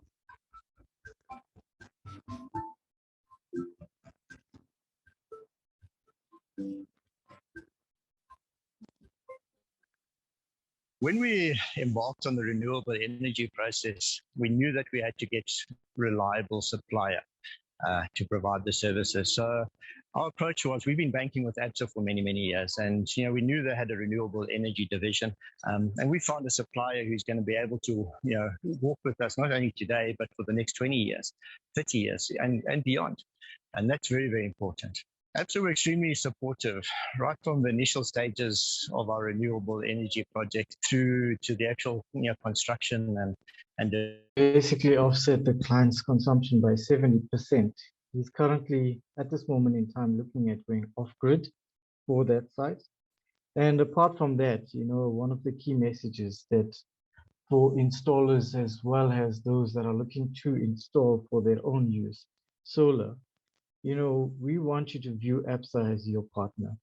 So I know I noticed a question previously in the other slides in terms of what financiers look at when it comes to financing these projects. So apart from us, promoting customers install solar to reduce their electricity costs and hedge against those tariff increases, we assist our clients by removing barriers that hinders their progress from an advisory service and technical knowledge perspective, given that the sector has engineers that help with this, bringing out those insights. Apart from that, when we look at these deals, we do a complete due diligence on behalf of our clients, such that we look at the solution and we re-simulate it in-house. We look at the cost of these systems, and like I said previously, because we finance so many of these projects, we have benchmarks aligned to it. If they're not within benchmarks, then there's red flags raised to understand why. We only finance products that are tier 1 in terms of panels. When it comes to inverters, it's only the NRS 097 approved inverters. And then we also do a due diligence on behalf of our clients on the installer itself. And I'll take you through a few steps there in the slides that follow. And then lastly, we advise our clients on the regulatory requirements that they need to take. For instance, if you're an ESCOM supplier and you're going to be grid tied, that application process must be followed, coupled by or accompanied by a NERSA registration if it is over 100 kilowatts and so forth.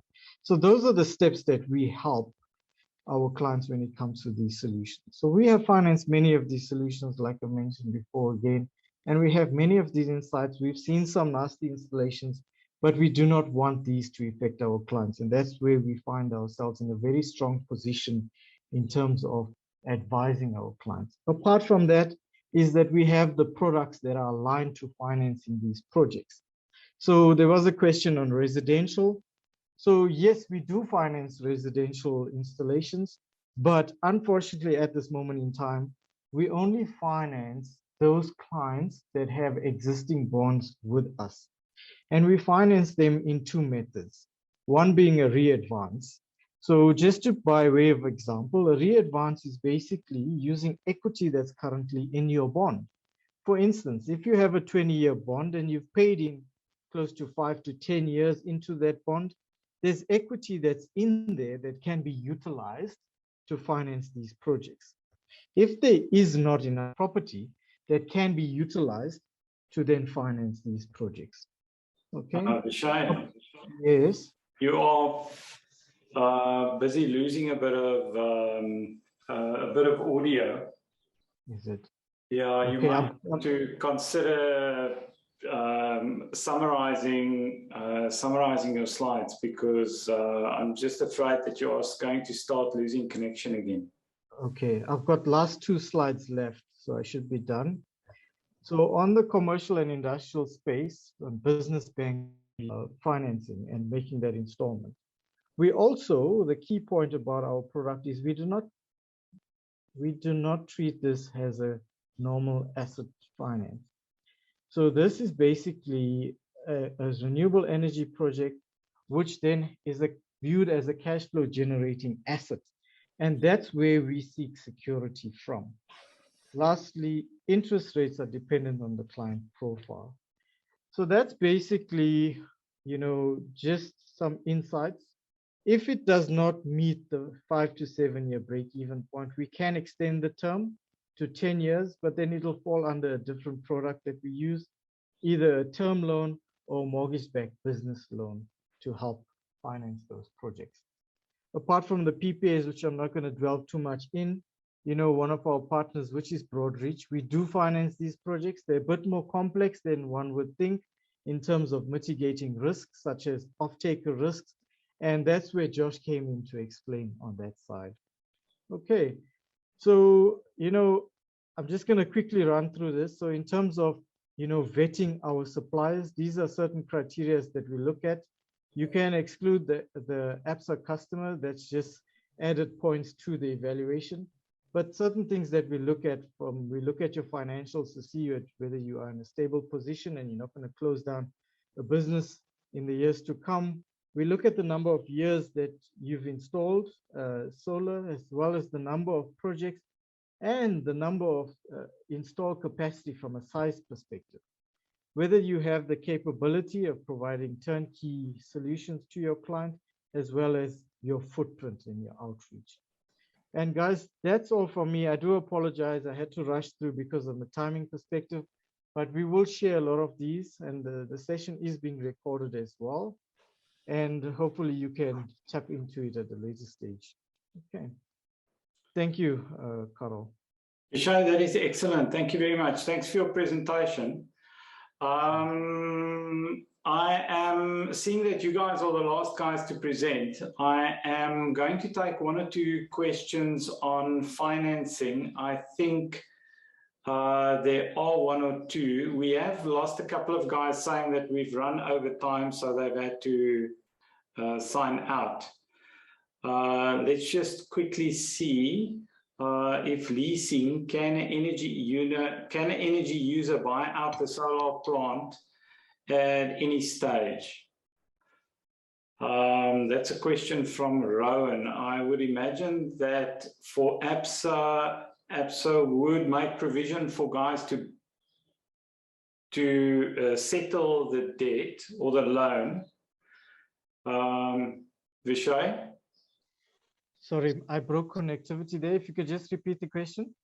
If leasing, can an energy user buy out the solar plant at any stage? So would a guy be able to settle the debt if you finance a solar PV system?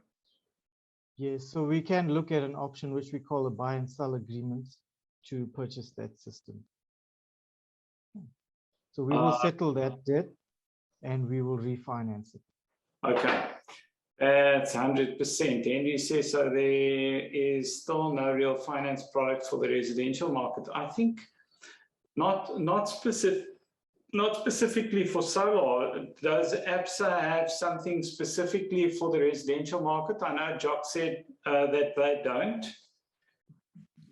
Yes, so on the APSA side, right, like I said to you earlier, so those are basically the 2 ways that we can finance. The challenge there is, from a banking perspective, we always look at the risks that's associated to it.